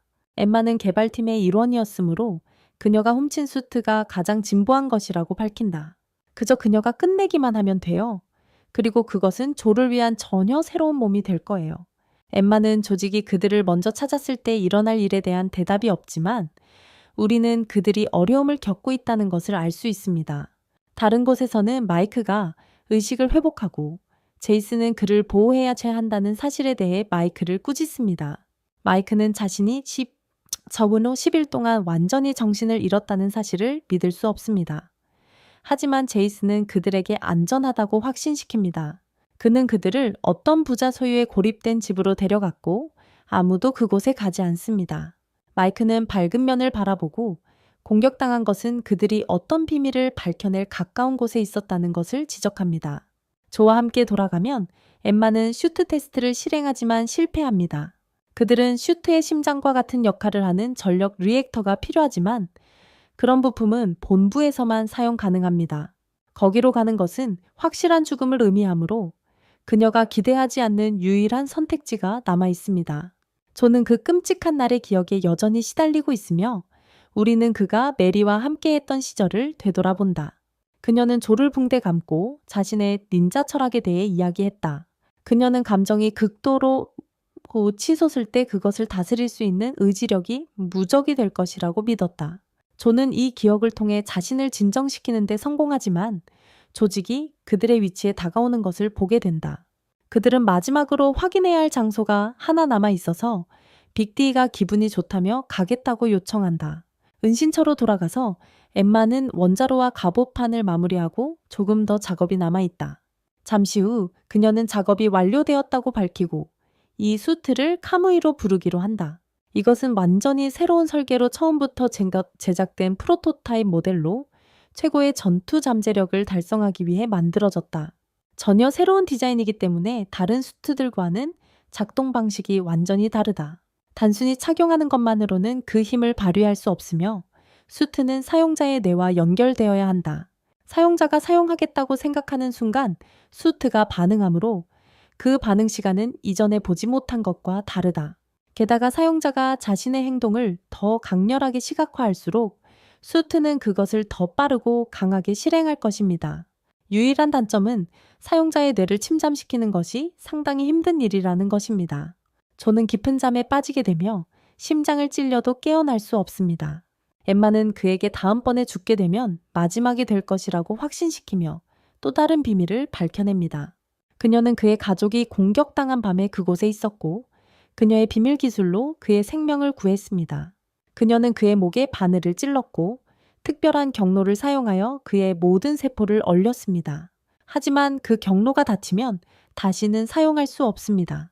조는 분노하며 왜 그녀가 그의 가족을 구하지 않고 그를 구했는지 묻습니다. 조는 그들을 구할 수 있다면 기꺼이 죽었을 것입니다. 그는 조금 너무 적대적이 되어 엠마는 어떤 장치로 그를 제압합니다. 바로 그때 조직이 접근하자 경고음이 울린다. 빅디보아 침입을 시작하고 엠마는 당황하기 시작하지만 빅디는 방 안에 폭탄만 있다는 것을 발견한다. 그는 이 작은 속임수에 대해 똑똑한 소녀를 칭찬하지만 폭탄이 폭발한다. 엠마는 그들을 속이기 위해 더미를 설치했지만 릴이 그들을 발견하면서 상황이 나빠진다. 엠마는 충격을 받으며 그들을 찾지 못했다는 것은 그들이 계속 움직여야 한다는 뜻이라고 밝힌다. 불행히도 도시의 모든 움직임은 추적되고 그는 그들의 위치를 한 차량으로 좁힐 수 있었다. 릴은 계속 이야기하지만 엠마는 조의 치마율이 샴보 10%에 불과하다는 사실에 더 걱정한다. 엠마는 릴을 트럭에서 떼어놓기 위해 과감한 조치를 취하고 그녀는 수트를 입고 나타난다. 릴은 항상 다른 수트와 싸우는 꿈을 꾸었고 두 사람은 전투를 준비한다. 마이크에게 돌아가서 그는 그들이 찾은 목록에 있는 모든 사람을 추적해야 한다고 판단하지만 제이슨은 이를 위해 컴퓨터가 필요하다. 마이크는 엠마가 어떻게 그런 것을 찾을 수 있었는지 생각하며 그녀의 차가 사실은 바퀴 달린 컴퓨터라는 것을 기억합니다. 엠마와 다시 함께 돌아가면 그녀와 리들의 격렬한 싸움이 시작된 것을 볼 수 있습니다. 리들이 싸움을 지휘하지만 엠마는 그 같은 쓰레기 같은 녀석이 진정한 닌자일 수 없다고 선언합니다. 그녀는 모든 로봇팔을 사용하여 여러 자율주행 반트럭들을 통제합니다. 리들은 그것들을 멈출 수 있고 그녀는 리들이 아무도 그에게 온다는 것을 알리지 않았다는 것을 밝힙니다. 리들은 조직에 대해 실제로 관심이 없으며 싸우는 것만 원합니다. 그는 오직 사생결단의 싸움에서만 싸우기를 원하기 때문에 닌자가 되었습니다. 엠마는 그를 완전히 짜증나게 하지만 이는 오히려 그를 더 흥분시킵니다. 그 순간 리들은 여러 명의 엠마들이 나타난 것을 보지만 그녀가 단지 그의 광학 시스템을 통제한 것임을 알고 있습니다. 엠마는 리드를 몇 번 찔렀지만 리들은 분명히 무언가 계획하고 있습니다. 무언가 준비가 된 것 같아. 그래서 릴은 엠마의 모든 클론을 쓸어버리는 거대한 공격을 퍼붓는다. 엠마는 그들을 재충전하는 것처럼 보이는 기계로 가려고 하지만 릴이 그녀를 막는다. 릴은 자신을 재충전하는 데 성공하지만 엠마가 사용하려던 기계는 파괴된다. 그녀는 자신의 슈트에 전력이 남아있지 않아서 허루이 피해다고 릴은 그녀를 조롱하기 시작한다. 그는 그녀가 자신을 이길 수 있다고 생각한 것을 조롱하며 그녀에게 판체스를 퍼붓는다. 그녀는 아직 포기할 수 없다는 것을 알고 있다. 왜냐하면 조가 슈트와 함께 가라앉기 전까지는 아직 많은 시간이 남아있기 때문이다. 엠마는 조의 의식 속에 녹음을 남겼고 그것이 재생되기 시작한다. 엠마가 맡고 있을 때 녹음은 그녀가 이미 죽었을지도 모른다고 설명한다. 또한 메리가 한때 그녀의 생명을 구해주었고 그 이후로 그들은 비밀리에 연락을 계속해왔다고 밝혀진다. 공격이 있던 날 밤 엠마는 그들을 구하기 위해 그들의 집으로 달려갔지만 그녀는 너무 늦었다. 조이는 유일하게 구할 수 있었던 사람이었으므로 그녀는 일어난 일에 대해 사과합니다. 메리는 항상 조이가 살아남기를 바랐으므로 엠마는 메리의 소원을 들어주려고 했습니다. 그러나 엠마는 할 수 있는 모든 일을 했고 조이에게 작별 인사를 합니다. 그 순간 조이 안에 거센 불길이 싱크대를 예상보다 빨리 마치게 하고 도시 전체가 에너지를 잃습니다. 조이는 메리가 감정을 조절하라고 말한 것을 기억하고 모두가 무슨 일이 일어날지 지켜봅니다. 그 순간 어둠 속에서 조이의 스위티 빛납니다. 모두가 기대하며 지켜보는 가운데 릴은 조이를 비난하기 시작합니다. 그는 조이가 자신에게 도전할 것이라는 걸 알고 있었고 조이가 그를 무찌르자 그는 맞음받았음을 인정합니다. 릴은 조가 다가오자 그냥 누워있고 조는 그의 무기를 꺼낸다. 릴은 시간을 벌기 위해 조이를 밀어내고 그들은 싸움을 시작합니다. 릴은 정말 신이 나서 조의 분노와 피에 대한 갈증을 느낀다고 선언한다. 릴은 그의 강도에 맞추기로 결심하고 강력한 공격을 사용한다. 조는 놀랍게도 이 공격의 연속을 피하고 릴은 충격에 빠진다. 그리고 조는 엠마가 해준 말을 기억한다. 자신의 행동을 더 강렬하게 시각화할수록 수트가 그것을 더 빠르고 강하게 실행한다는 사실. 조는 이 사실을 이용해 초고속으로 움직이고 릴의 공격을 피한다. 릴은 이제 충분히 화가 나서 조에게 거대한 불덩이를 날리지만 조는 이제 강력한 괴물이고 그냥 불길을 뚫고 나아간다. 그는 릴을 여러 벽을 통해 밀어내고 릴은 조에겐 아무것도 할 수 없었다고 인정한다. 릴은 이제 진짜 닌자가 어떤 모습인지 볼 수 있게 되었고 그는 아무것도 후회하지 않는다고 외친다. 그는 완전히 만족스러움을 느끼지만 충격적으로 그들이 함께 이 세상을 떠나야 한다고 결심한다. 그 순간 엠마가 도착하고 릴이 그들 둘을 날려버리는 모습을 지켜본다. 조는 완전히 무사하며 릴의 죽음은 빠르고 고통 없는 것이 아닐 것이라고 선언한다. 조는 그에게 자비를 베풀지 않을 것이고 릴은 그를 사디스트 새끼라고 부른다. 그 후 얼마 후 델리아는 그들이 조로부터 릴의 잘린 머리를 경고로 받았다고 설명한다. 조셉은 조에게 완전히 놀라며 조가 첫 시도에서 수트를 완벽하게 다룰 수 있었다고 지적한다. 조셉은 그를 분석하고 싶어 하므로 거래를 시도하자고 제안하지만 그것은 불가능하다. 야마지는 자신의 계획을 가속화해야 한다고 결정하고 그가 중요하게 생각하는 것은 오직 그의 대의뿐이다. 조셉은 그가 떠나는 것을 지켜보며 그의 말이 진정한 닌자처럼 들렸다고 선언한다. 주인공인 엠마와 함께 그녀는 그에게 지금은 안전할 것이라고 확신시킨다. 수트를 입은 중이들은 조직 내에서 궁극적인 힘을 가진 것으로 여겨진다. 하지만 조는 그들 중 한 명을 쉽게 이겼으므로 그들은 그를 다시 싸우기 전에 확실한 방법을 찾을 때까지 기다릴 것이다. 야마지가 자이와 대화하는 모습을 지켜봅니다. 자이는 야마지가 원하는 어떤 임무라도 수행하겠다고 맹세하고 야마지는 더 이상 자이를 막지 않기로 결정합니다. 그는 자이가 조의 목숨을 끝내도록 허락하고 조는 자신의 손에 의해 죽을 것이라고 선언합니다. 트럭 안에서 엠마는 조가 자신을 쳐다보고 있음을 알아차리고 결혼한 남자와는 데이트하지 않겠다고 설명합니다. 그러나 엠마는 잘못 이해하고 있으며 조는 단지 자신이 메리와 어떤 관계였는지 알고 싶어 합니다. 엠마는 메리가 없었다면 오늘의 자신이 될 수 없었을 것이라고 설명하며 메리는 그녀의 구세주였다고 말합니다. 과거를 돌아보면 변장한 엠마가 목표를 처치하는 모습을 보여줍니다. 누군가가 그녀의 목에 칼을 대었을 때 엠마는 충격을 받았고 그것이 메리라는 것이 밝혀집니다. 메리는 그녀의 작업에 감명을 받아 엠마를 파트너로 삼습니다. 메리는 엠마가 처음으로 만난 멘토였고 메리가 항상 임무를 실패 없이 완수했기 때문에 그녀를 존경했습니다. 그녀에게 메리는 이상적인 닌자였다. 그 당시 자이, 조, 그리고 메리는 최고의 닌자로 알려져 있었고 모두가 그들 중 한 명이 결국 조직의 통제를 물려받을 것이라고 확신했다. 어느 날 메리는 왜 엠마가 항상 마스크를 쓰고 있는지 궁금해했다. 엠마는 자신의 얼굴이 사고로 엉망이 되어 끔찍하게 변형되었다고 설명했다. 그녀의 부모는 그녀를 바라볼 수조차 없어서 그냥 두고 떠났다. 그녀는 조직에 입양될 때까지 완전히 혼자였다.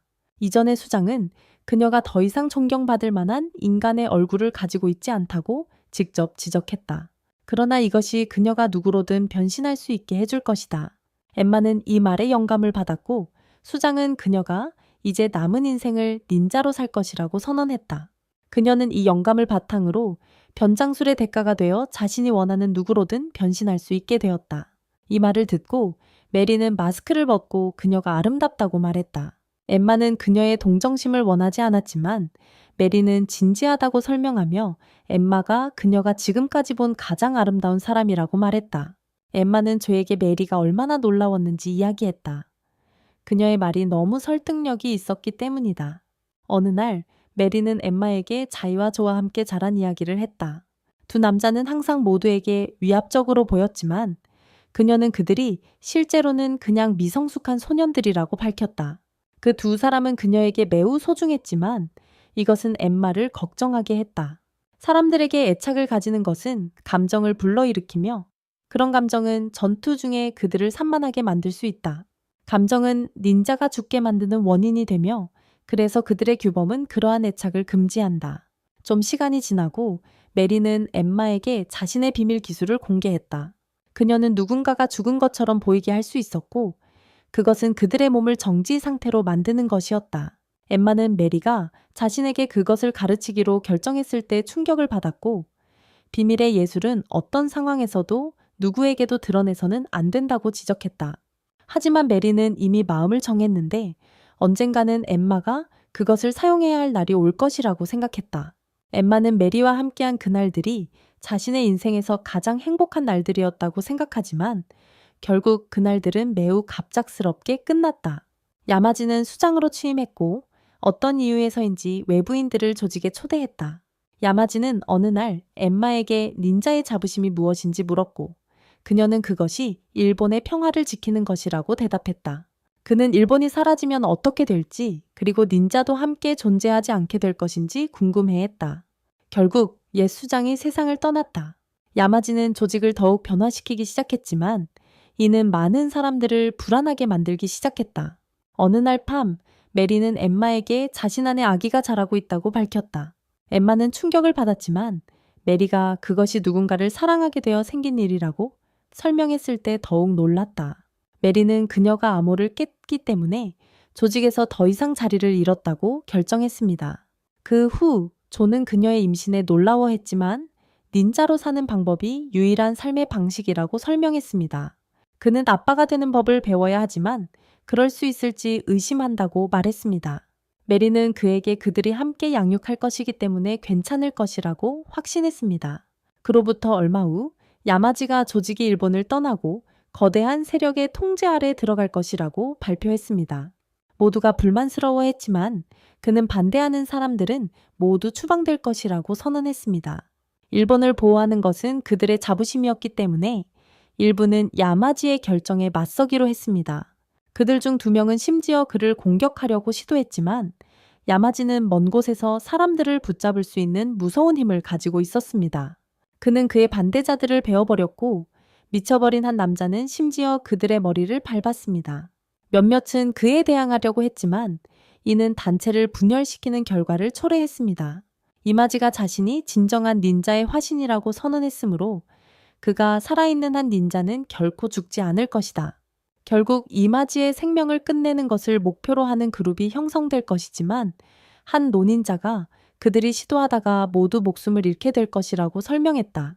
대신 그는 그들이 조직을 떠나 자신의 의지를 전수하기를 희망하기로 결정했다. 그들은 도망자가 되는 수치스러움을 감수해야 했지만 그것이 그들의 새로운 결의였다. 메리는 이 논인자를 만나러 갔고 그녀는 그들이 얼굴을 바꿀 수 있는 무언가를 만들었다고 밝혔다. 그녀는 도망칠 계획을 세운 사람들에게 그것을 주었고 논인자는 그녀의 아이를 키우는데 행운이 있기를 기원했다. 얼마 후 엠마가 메리를 대면했다. 이전의 수장이 그녀에게 차기 리더 후보가 자격이 있는지를 판단하는 극비 임무를 부여했다. 만약 자격이 없다면 그녀는 그들을 제거하라는 지시를 받았다. 메리는 수장이 오래전에 죽었다고 지적했고 엠마는 그가 오래전에 그녀에게 임무를 주었다고 설명했다.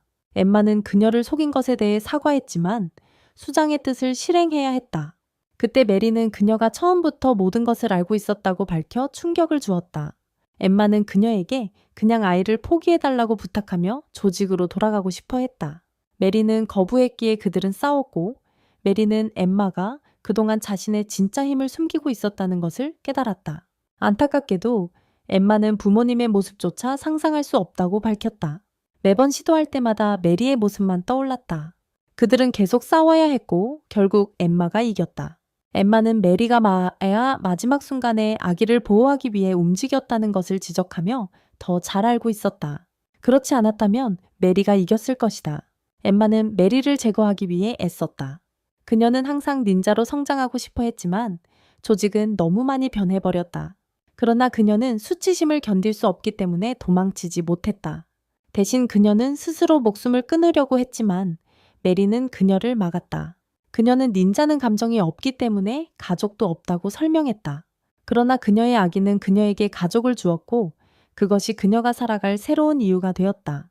메리는 감정이 닌자를 죽이는 것이 아니라 닌자가 삶을 살게 한다고 선언했다. 메리는 항상 엠마를 가족이라고 생각해왔다고 설명했고 엠마는 같은 마음을 느껴 눈물을 흘렸다. 엠마는 조직의 일원으로 남아서 안에서 그들이 무엇을 하는지 추적할 수 있게 결정했다. 엠마는 항상 메리와 연락을 유지했으며 그녀가 FBI에 잠입하는 임무를 받았을 때조차 그녀에게 알렸다. 메리는 항상 아이를 키우는 어려움에 대해 이야기했지만 그 어떤 것과도 바꾸지 않았다. 엠마에게 메리는 항상 닌자로서의 의미를 대표하는 사람이었다. 그 이후로 엠마는 자신의 의무를 마지막까지 수행하기로 결심했다. 이것은 그녀가 안에서 무언가를 파헤치게 허용했고 그녀는 야마지가 계획하고 있는 것을 발견했다. 그러나 야마지는 이미 주요 계획을 실행 중이기 때문에 그를 막기 위한 시간이 거의 남아있지 않다. 다른 곳에서는 조셉의 알자 원자로에 대한 한 광고를 볼 수 있다. 그의 새로운 연료원은 무한한 열을 발생시킬 수 있으며 알자 시티는 시민들에게 에너지 비용의 80%를 절약하게 한다. 조셉은 더 많은 발전소를 건설하고자 정부 관리에게 이를 제안하고 있다. 그 관리는 프로젝트를 서두르는 것이 좋지 않다고 주장하며 사람들이 환경에 미치는 위험 때문에 반대할 것이라고 말한다. 그 관리는 조셉이 이미 몇몇 정부 관리들의 지지를 받고 있다는 사실에 놀라며 조셉이 그들에게 돈을 준 것은 아닌지 의심한다. 조셉은 그런 게임을 하지 않을 것이라고 말하며 단지 이 사람에게 자신의 제안에 동의해달라고 요청한다. 엠마는 야마지의 계획의 일부가 알자에게 자신의 세력을 그들의 근육으로 사용하도록 허락하는 것이라고 설명한다. 알자는 모든 에너지 인프라를 장악한 후 각 나라를 내부에서 장악할 것이다. 엠마가 중위가 되었을 때 그 조직이 알자의 꼭두각시라는 것이 그녀에게 꽤 명확해졌다. 그들은 더 이상 닌자도를 신경 쓰지 않으며 그래서 엠마는 이제 조를 돕는 것이 자신의 운명이라고 믿는다. 한편 제이슨은 닌자의 존재에 대해 듣고 충격을 받는다. 그는 자신을 이 난처한 상황에 빠뜨린 마이크를 탓하지만 마이크는 결국 그들이 그의 넛 케이벨을 찾았을 것이라고 지적한다.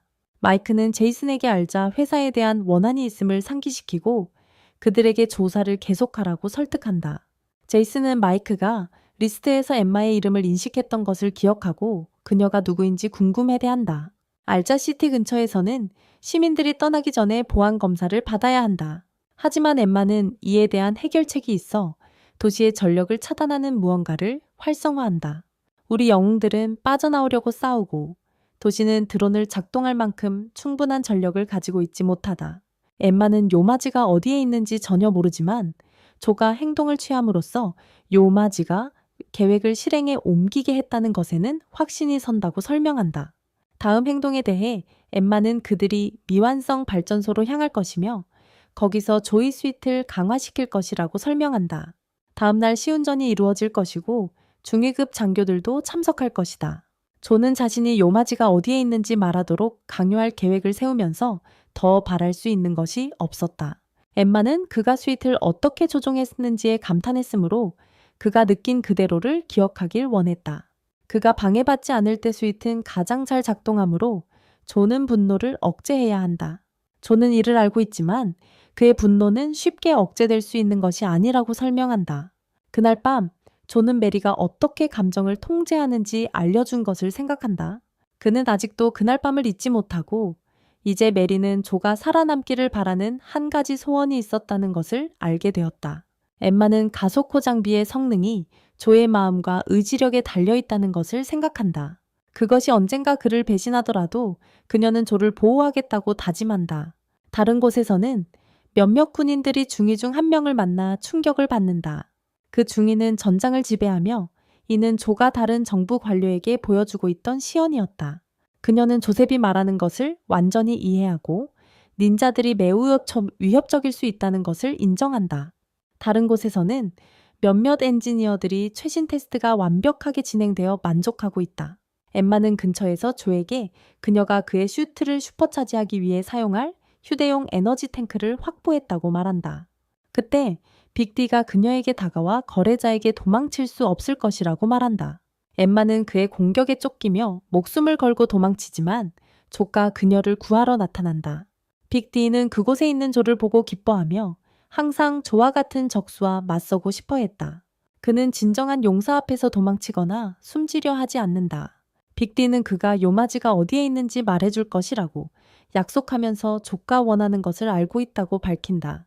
엠마는 그것이 함정이라고 생각하지만 조는 신경 쓰지 않는다.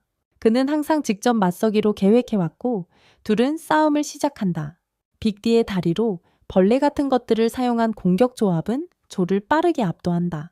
엠마는 조직이 그들에 대한 어떤 계획을 가지고 있을 것이라고 확신하고 그들에게 유리하게 상황을 바꿀 방법을 생각하려 한다. 엠마는 원자로에 눈길을 돌리고 그들이 무선으로 보급을 받을 수 없도록 해야겠다고 결심한다. 그러나 벌레 중 하나에게 대적당하자 그녀는 부분적으로 장비를 갖춰야 한다. 조 또한 빅디와 평등하게 싸우면서 손에 넣은 것이 있다. 그는 괴물 중 하나의 머리를 잘라내는데 성공하지만 빅디의 발차기는 전혀 다른 문제였다. 엠마는 다양한 기술을 사용하여 조종하고 있으며 이 미친 여자애는 심지어 하나의 지네를 타고 그것을 정지시킵니다. 그녀는 에너지 탱크 중 하나를 사용하여 또 다른 괴물과 함께 원자로를 폭파시키는 더 많은 속임수를 가지고 있습니다. 하지만 이로 인해 피해가 너무 커져서 빗자루가 무너지기 시작하고 그녀는 바닥을 뚫고 떨어집니다. 상황이 좋지 않지만 다행히 조가 갑자기 나타나 그녀를 다시 구해줍니다. 하지만 시스템이 다운되어 수트의 에너지 공급이 차단되고 그들은 더 이상 움직일 수 없습니다. 빅디는 그가 다른 사람들에게 전화를 걸기만 하면 조와 엠마가 죽을 것이라고 지적합니다. 그러나 빅디는 진정한 전사와 싸울 때 저급한 전술을 사용하지 않습니다. 그는 다음에 만날 때 방해가 없을 것이라고 선언하며 떠납니다. 이후 조는 엠마가 왜 그렇게 자신을 보호하려고 애쓰는지 궁금해하며 단순히 메리의 소원 때문이 아닐 것이라고 확신합니다. 그녀는 무슨 일이 있어도 모든 것을 지키겠다고 스스로에게 약속했기 때문에 그렇게 한다고 설명합니다. 그때 엠마는 컴퓨터 차량이 부칭되었다는 알림을 받습니다. 그것이 조직인지 의심하지만 엠마는 아마 다른 사람이 할지도 모른다고 생각합니다. 그녀는 맞습니다. 마이크와 제이슨이 운전하고 있다는 것을 보면서 말이죠. 마이크는 FBI 배지를 사용하여 차량에 접근할 수 있었지만 제이슨은 그가 오래 사용하지 못할 것이라고 지적합니다. 사실 마이크는 FBI의 일원이라는 것이 별로 중요하지 않습니다. 그저 무고한 시민들을 보호하는 것이 그가 스스로 맡은 일일 뿐입니다. 불행히도 제이슨은 암호를 해독하지 못했고 그는 그것을 해치려면 천재가 되어야 한다고 설명합니다. 그러나 이것은 그에게 엠마가 조직에서 중요한 위치에 있다는 것을 깨닫게 해주므로 매우 걱정스럽습니다. 그 순간 라디오가 알아서 켜집니다. 그리고 마이크는 그 노래가 엠마와 함께 있을 때의 한때를 떠올립니다. 그는 그녀가 혼자 행동하는 것을 질책했지만 그녀는 판단의 지연이 비용이 큰 실수를 초래할 수 있다고 지적했습니다. 마이크는 그녀가 주변 사람들에게 신뢰를 갖지 않는 것으로 여겼고 그는 그녀에게 다시 자신에게 돌아오라고 요구했습니다. 그는 파트너가 사업에서 거의 가족과 같다고 설명했지만 그녀는 그에게 자신은 단지 동료라고 분명히 알렸다. 마이크는 그녀가 그의 기분을 망치는 것을 허락하지 않기로 하고 일어나 노래를 불렀다. 그의 음치 노래를 들으면서 우리는 그들의 파트너로서의 시간을 담은 짧은 몽타주를 지켜보았다. 그의 끔찍한 노래는 결국 그녀를 감동시키게 되었다. 그날 밤 제이슨은 누군가 그들을 향해 오는 소리를 듣고 당황하기 시작한다. 마이크는 그들에게 진정하라고 하지만 제이슨은 패닉에 빠져 공격적으로 나가려고 한다. 그들은 붙잡히지만 알고 보니 조와 엠마였다. 마이크는 엠마가 그동안 닌자였다는 사실을 믿을 수 없었고 그녀는 자신이 한 행동이 변명의 여지가 없다고 동의했다. 그녀는 사과가 상황을 바꾸지 않을 것이라고 결정하지만 그것은 마이크를 더욱 화나게 만들었다. 그는 엠마가 그를 제이슨을 찾게 하여 진실에서 더 멀어지게 하려 했다는 것을 깨닫는다. 마이크는 거의 화를 참을 수가 없어서 잠시 혼자 있고 싶어 한다. 인형이 불꽃놀이의 불발을 밟아서 그의 극적인 퇴장은 망가지게 되고 엠마는 그를 치료한다. 엠마는 사과했지만 마이는 그녀가 맹세한 끝까지 이행할 의무를 수행하고 있었다고 지적한다. 그는 딸이 그에게 그린 사진을 보여준다. 그 사진에는 그녀가 마이크를 사랑하는 이유가 그가 나쁜 사람들을 막아서 모두를 보호하기 때문이라고 쓰여 있다. 이것이 바로 그의 맹세된 의무였다. 그의 딸은 사고로 사망했고 그녀의 말은 그를 저주처럼 괴롭힌다. 그의 마음은 그 말들에 얽매여 있고 항상 따르려고 노력해야 한다는 느낌을 받는다. 마이는 모든 사람이 저주에 짓눌려 살아간다고 믿으며 이것은 엠마에게도 분명히 적용되는 것 같다. 그는 자신이 그녀에게 숨긴 것에 대해 화가 난 것이 아니라고 밝힌다. 그는 그녀가 항상 그의 뒤를 지켜줄 것을 잊었다는 사실 때문에 화가 났다. 엠마는 그가 그 그림이 이제 자신에게 저주라고 생각하는 이유를 이해할 수 있지만 언젠가는 그것이 유용하게 쓰일 수도 있다고 생각한다. 다음 날 아침, 엠마는 아우자가 국가의 에너지 인프라를 장악하기 위해 점점 더 많은 발전소를 건설하고 있다고 밝힌다. 그리고 닌자들은 이를 달성하기 위해 사용하는 힘이다. 안타깝게도 그들이 수집한 정보는 믿기지 않아 증거로서 통과할 수 없다. 아우자가 그들의 계획을 진행하도록 허용된다면 그것은 그들의 나라의 끝을 의미할 것이다. 다른 곳에서 조셉은 최근 사건을 은폐하거나 시민들의 우려를 완화하기 위해 공개 발표를 하라는 지시를 받는다. 조셉은 그들이 자신이 처리할 것이라고 확신하며 악당을 멀리 응시한다. 그 후 그룹은 다음 행동 방침을 결정한다. 엠마와 조는 활성 발전소를 돌아다니며 그것들을 정지시키고 동시에 운영을 계속하기 위해 필요한 에너지 공급을 훔칠 것이다. 마이크와 제이슨은 계속 조사할 것이지만 마이크는 그들이 아마 닌자가 존재한다는 것을 세상에 드러내게 될 것이라고 경고한다. 조는 신경도 안 쓰고 그래서 엠마는 제이슨에게 자신의 컴퓨터 접근 권한을 줍니다. 마이크는 여기서 잘못된 선택을 하게 되는데 엠마와 조가 사귀는지 묻기 때문입니다. 하지만 이로 인해 그는 고한을 가격당합니다. 다른 곳에서는 조셉이 빅디가 조를 놓아주게 한 것에 화가 나 있습니다. 야마지는 조가 맨손 격투에서 너무 위험하다고 설명하며 빅디가 올바른 선택을 했다고 말합니다. 하지만 조셉은 여전히 분노하고 있습니다. 정부 관계자들이 무식한 닌자들 때문에 그의 계획을 포기할까 걱정하고 있기 때문입니다. 조셉은 완전히 미쳤습니다. 그는 자신이 사람, 자연, 모든 생명체를 완벽하게 통제한다고 설명합니다. 그는 세상을 지배하는 것을 게임으로 여기고 있지만 야마지가 닌자를 통제하지 못하면 그들의 파트너십을 끝내겠다고 위협합니다. 게임이라는 말은 야마지에게 불쾌하게 들리므로 그는 닌자의 임무가 조셉 같은 악성을 찾아내어 제거하는 것이라고 설명합니다. 조셉은 위협에 격분하며 다음번에 그의 사람들이 실수하면 세푸쿠를 하게 만들겠다고 야마지에게 말합니다. 하지만 그가 떠날 때 야마지는 그 바보가 닌자와 사무라이의 차이를 모른다고 지적합니다. 그는 이제 그 시간이 왔다고 판단하고 우리는 사이를 볼 수 있다. 우리의 영웅 에마와 함께 돌아와서 그녀는 이즈모 회로가 가소코 장비의 심장이라고 설명한다. 그것은 매우 민감하고 연약하므로 그는 조심스럽게 다뤄야 한다. 그는 메리를 대하던 것처럼 그 장비를 다뤄야 하지만 조이는 그가 항상 메리를 화나게 했다고 지적한다. 에마는 그에게 가소코 장비 매뉴얼을 주어 그 안팎으로 배울 수 있게 하지만 조이는 그녀가 자신의 안전에 대해 더 생각해야 한다고 원한다. 그녀는 충분히 도와줬으므로 그는 그녀가 마이크와 함께 있고 모든 것이 끝난 후 어떻게 숨을지 계획하기를 원한다.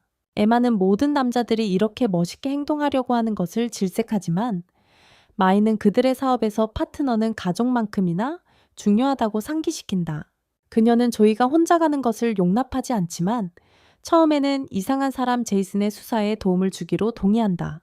제이슨은 자신을 이상한 사람이라고 부르는 것을 좋아하지 않으며 그들은 음식을 만들어 놓았다고 밝힌다. 그는 역사상 가장 유명한 앤디 같은 무리들이 함께 식사를 해왔으므로 그들도 그렇게 해야 한다고 설명한다.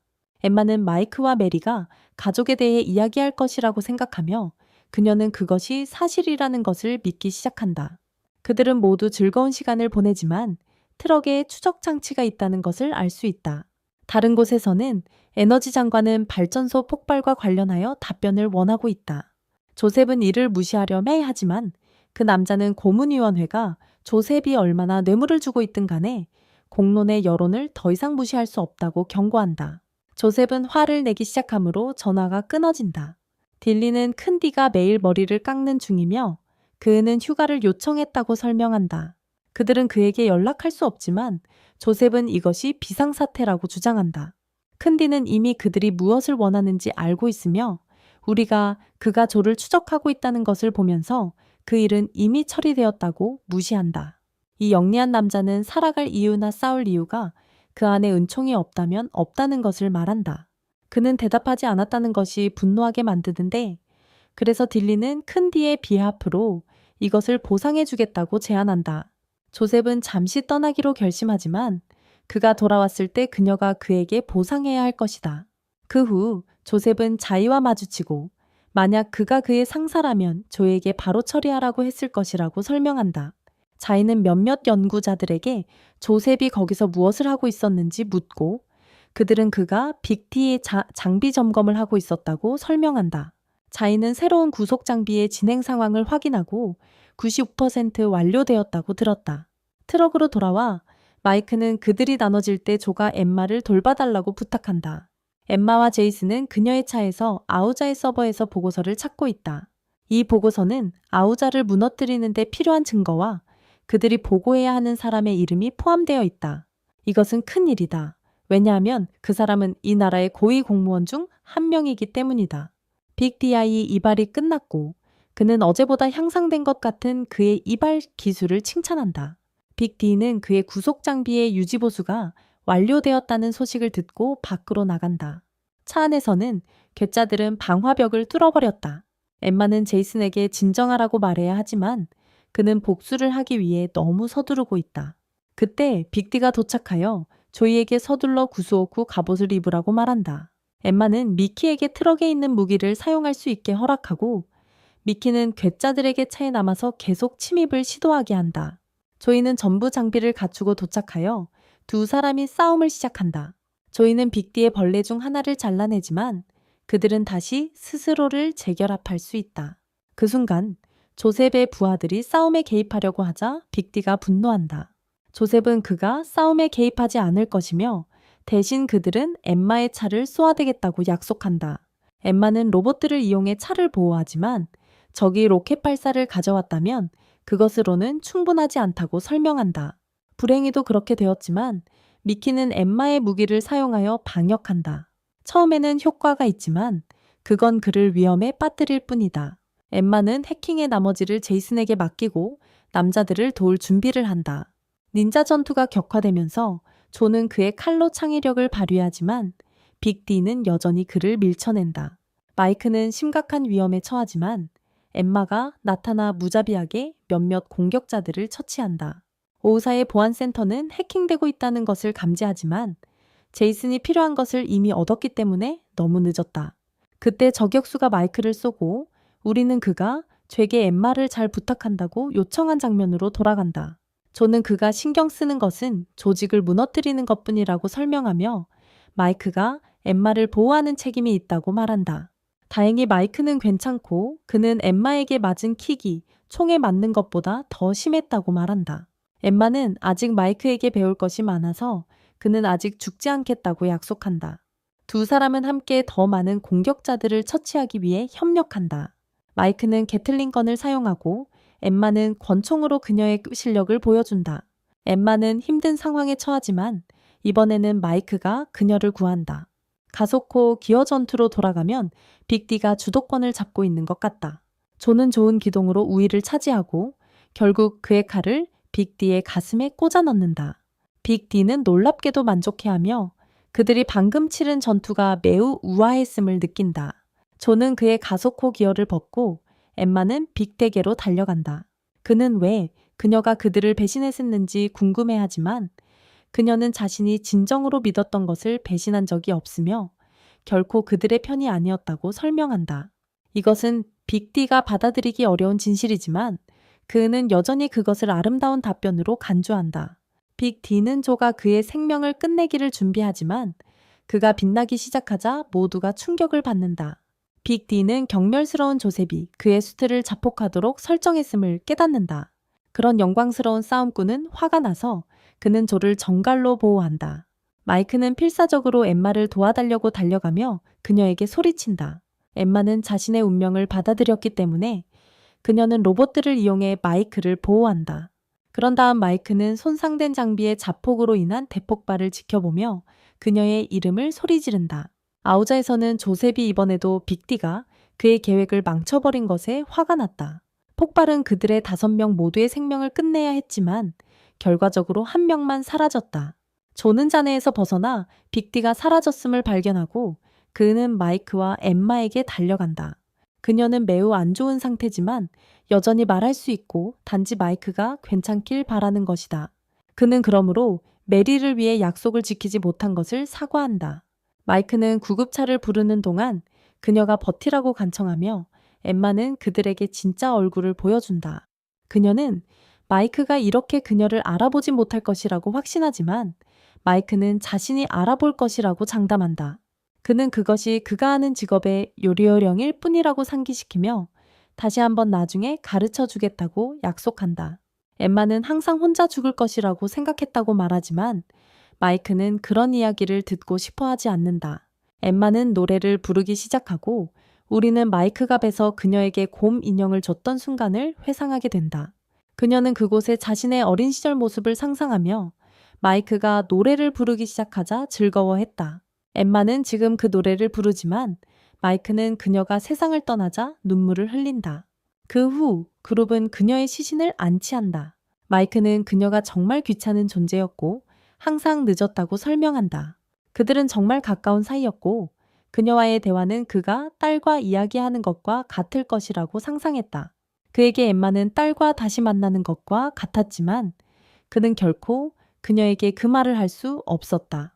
그는 그녀가 혼자 죽을 것이라고 생각한 것에 대해 바보 같은 여자라고 비난하며 자신의 감정을 전하지 않은 것에 대해 자신에게 화가 난다. 하지만 조는 그녀가 이미 알고 있다고 확신한다. 그는 에마의 얼굴에 있던 표정을 보고 알 수 있다. 그는 그런 표정을 지으며 죽어가는 닌자를 본 적이 없다. 마이크는 다시 한번 무너지고 모두가 침묵에 빠진다. 조는 다시 한번 그 조직을 무너뜨리겠다고 다짐하며 그들의 전투를 끝낼 때가 되었다고 선언한다. 다른 곳에서는 상황이 복잡해지는데 자이의 최신 고속 장비가 준비되었다는 것을 알 수 있다. 과거를 회상하면 자이가 포로로 잡힌 아이들 중 하나로 끔찍한 어린 시절을 보냈다는 것을 보여준다. 어느 날 그의 포로들이 조직에 의해 제거되었고 야마지는 자이가 복수하는 모습을 발견했다. 그 아이는 분노로 가득 차 있었고 그래서 야마지에게도 공격하려 했지만 야마지가 그를 멈췄다. 야마지는 자이가 자비를 구할지 궁금했지만 자이가 대신 그를 찌른 것을 보고 기뻐했다. 야마지는 그의 힘이 그가 믿을 수 있는 유일한 것이라고 설명하며 젊은 자이에게 제안을 했다. 그가 죽일 만큼 강한 송곳니를 원한다면 아이가 그와 함께 오기를 제안했다. 자이는 이를 수락하여 야마지의 보호를 받게 되었다. 현재로 돌아와 자이는 그의 새로운 슈트를 사용할 준비를 한다. 다른 곳에서 마이크는 조가 좋아하는 불쾌한 에너지 음료에 대한 농담을 하고 조가 처음으로 웃자 마이크는 충격을 받는다. 마이크의 손은 엠마를 묻은 탓에 다 상처투성이가 되어 마이크는 이 사막이 그녀의 무덤에 너무 황량하다고 말한다. 그는 그녀가 외롭지 않기를 원하므로 모든 것이 끝나면 그녀의 고향에서 제대로 된 장례를 치르자고 제안한다. 조는 그들 같은 닌자에게는 고향이 없다고 설명한다. 그들은 그냥 이름 없는 시체로 썩어갈 뿐이다. 이것은 그들이 모두 맞이할 운명일 뿐이며 그는 다른 아이디어를 생각해낸다. 그들은 그녀가 가족으로 여겼던 사람들 곁에서 평화롭게 쉴 수 있는 장소로 만들 것이다. 그들은 모든 것을 끝내어 그녀의 영혼이 평화를 찾도록 할 것이다. 조는 야마지를 처치할 것이며 그가 근본적인 원인이기 때문에 그를 제거하는 것이 조직을 해체하는 유일한 방법이다. 마이크는 아우자를 처리할 것이다. 그들은 회사의 부패에 대한 많은 확실한 증거를 가지고 있으며 이를 모든 주요 언론 매체에 유출할 것이다. 엠마는 그 정보를 위해 자신의 목숨을 바쳤고 그래서 마이크는 이를 최대한 활용하겠다고 다짐한다. 바로 그때 제이슨이 문제가 있다고 밝힌다. 그들이 발견한 정보는 천재에 의해 암호화되어 있었다. 마이크는 그것이 아우자라고 추측하지만 제이슨은 실제로 엠마였다고 밝힌다. 그녀는 정보가 마이크에게 전달될 때까지 안전하게 유지되기를 원했지만 이제는 역효과가 나버렸다. 제이슨은 이제 이 퍼즐을 해결해야 하지만 자신이 할 수 있을지 확신이 서지 않는다. 그때 뉴스 보도가 뭔가를 드러내자 모두 충격에 빠진다. 아우자는 그들의 발전소에 대한 공격을 테러리스트들이 저질렀다고 비난하며 그들은 조와 그의 그룹이다. 이 모든 것은 조셉의 소행이며 그는 안전부 장관에게 공공 여론이 이제 그들의 편이 될 것이라고 지적한다. 장관은 조셉이 언론을 조종하고 있다고 생각하지만 조셉은 위원회 나머지 사람들이 함께하고 있으니 계속 협력해야 한다고 설명한다. 장관은 여전히 발전소가 그가 말하는 만큼 안전하다고 믿지 않아서 조셉이 더 많은 발전소를 건설할 수 있을지 결정하는 데 더 많은 시간이 필요할 것이라고 한다. 장관은 또한 그들이 마지막으로 이야기했을 때 발생한 일을 고려하여 분노를 억제하라고 상기시킨다.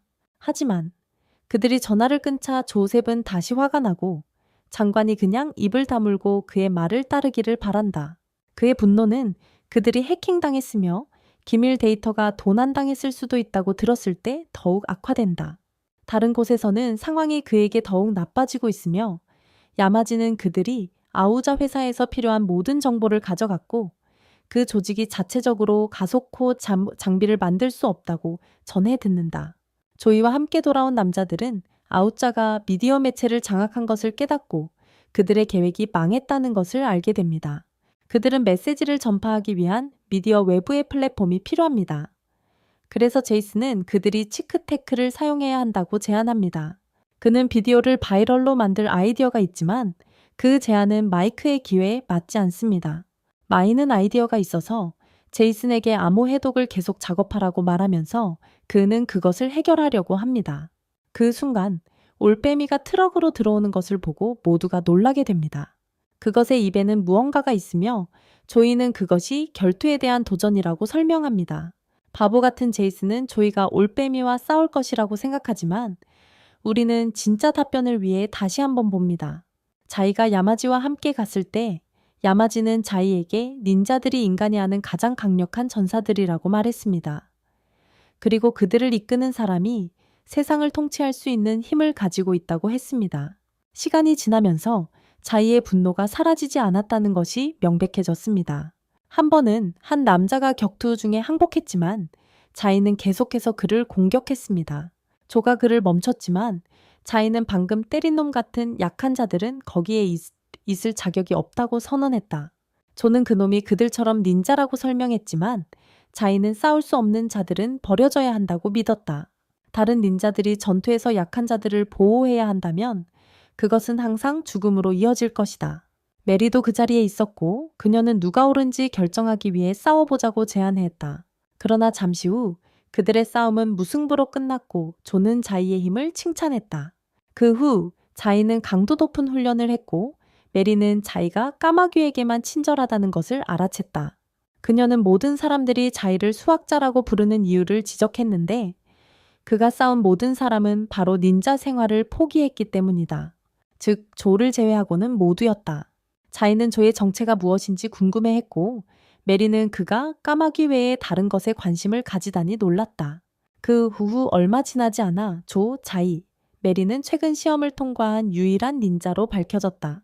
그들은 임무를 부여받았고 그 임무를 성공적으로 수행하면 공식적으로 닌자가 될 수 있었다. 하지만 적의 증원군이 도착한 것을 보고 그들은 충격을 받았다. 조와 메리는 자이에게 혼자서 모두와 싸우지 말라고 말했지만 그는 그들을 무시했다. 자이는 전체 군대에 맞섰지만 곧 그는 엑서스트하고 수적으로 열세였다. 이 순간 자이는 약자는 죽어야 한다는 자신의 믿음을 떠올렸다. 그는 죽음을 준비하며 자신의 운명을 받아들였지만 잠시 후 조가 그를 구해준 것을 보고 깨어났다. 자이는 조가 나머지 군대와 싸우는 것을 지켜보았고 결국 그는 조와 함께 협력하기 위해 동참했다. 그 후 우리는 야마지가 그 모든 것을 테스트하기 위해 계획했다는 것을 알게 되었다. 자이는 자신을 구한 두 파트너에게 분노했지만 그들은 임무를 위해 최선의 선택을 했다고 설명했다. 그들은 모두 개별적으로 강하다는 것을 알고 있었지만 함께라면 훨씬 더 많은 것을 이룰 수 있었다. 메리는 자이에게 그가 혼자가 아니라고 상기시켰다. 자이는 그들에게 마음을 열기로 결심하고 그의 부모가 그가 태어난 후 그를 버렸다고 밝혔다. 그는 산에서 혼자 죽임을 당할 뻔했지만 까마귀들이 그를 먹여 살렸다. 그래서 자이는 이제 두 가지에만 믿음을 가지고 있다. 그를 구해준 까마귀들과 자신의 힘이다. 그는 이전에 아무에게도 자신의 뒤를 맡긴 적이 없었기에 그들과 함께한다면 새로운 세계를 보여줄지 궁금해했다. 조와 메리는 그렇다고 했고 그들은 팀이 되었다. 하지만 시간이 지나면서 상황은 더 어려워졌고 조와 메리는 결국 자이에게 그들이 규칙을 어겼기 때문에 조직을 떠난다고 밝혔다. 자이는 메리의 임신 소식에 충격을 받았고 그들이 맹세를 했음을 상기시켰다. 그들은 서로의 손에 자신의 삶을 맡기고 함께 여행하기로 되어 있었다. 제이가 화가 나서 그들에게 지금 당장 그의 생명을 끝내라고 말했다. 그렇지 않으면 그는 두 사람을 찾아다니겠다고 맹세했다. 두 사람은 제이를 내버려두고 그들이 맹세할 때 가지고 있던 소가 그 앞에서 갑자기 부러졌다. 현재로 돌아와 조는 그들이 항상 사용하던 은신처에 도착한다. 제이스는 조가 제이의 결투 요청을 무시했더라면 좋았을 것이라고 바랐지만 조는 제이는 그가 버린 과거의 일부이며 그의 과거를 마주하지 않고는 앞으로 나아갈 수 없다고 설명한다. 조는 가소코 장비를 입고 제이와 마주하게 된다. 제이는 유배된 닌자가 죽어야 한다고 선언한다. 다른 곳에서는 마이크가 자신의 전 FBI 상사와 만나 에마가 죽었다고 알려준다. 그녀 덕분에 그들은 아우자의 유죄 증거를 얻을 수 있었다. 마지막까지 그녀는 자신의 의무에 충실했으며 이는 현재 아우자의 개가 된 FBI 상사와 완전히 다르다. 마이크는 아우자에 의해 매수되지 못한 몇 명의 FBI 요원들이 있다고 확신한다. 이 보스는 아우자와 연결되어 있으므로 마이는 그가 좋은 FBI 요원들을 알고 있을 것이라고 확신하며 그들에게 증거를 넘기라고 원한다. 보스는 자신이 무엇을 말하는지 전혀 모르는 것처럼 행동하지만 마이는 그들이 과거의 파트너였다고 상기시킨다. 이 사람은 마이크에게 그들의 의무는 법을 어기는 범죄자들로부터 정직한 시민들을 보호하는 것이라고 말한 적이 있다. 불행히도 이 사람은 너무 부패했기 때문에 그는 마이크를 찾았다고 FBI에게 알리는 전화를 한다. 조는 다시 지라이와 싸운다. 이 새로운 가소코 장비는 조의 것과 동등하게 강력하므로 두 사람은 평등하게 싸운다. 지라는 조에게 모든 것을 다해 싸우라고 요구하고 결국 조는 그를 찌른다. 그러나 이것은 지라이를 멈추게 할 만큼 충분하지 않으므로 싸움은 계속된다. 두 사람은 결국 검을 잃고 서로에게 그렇게 세게 주먹을 날려서 가소코 장비가 폭발해버린다. 자이는 그들이 기회가 있었을 때 자신을 끝내야 했다고 선언한다. 조는 누군가를 믿었던 실수의 화신이며 이제 자신의 과거를 깨끗이 씻기 위해 자신의 피를 사용하겠다고 약속한다. 존은 반드시 이행해야 할 의무가 있으며 일이 끝날 때까지 죽기를 거부한다. 둘 다 물러서지 않을 것이므로 그들은 서로의 짐을 한 번에 없애기로 동의한다. 내 요약을 시청해 주셔서 감사합니다. 채널을 지원하고 싶다면 무료 뉴스레터에 가입해 주세요. 링크는 설명란에 있습니다. 그리고 이것은 두 번째 것입니다.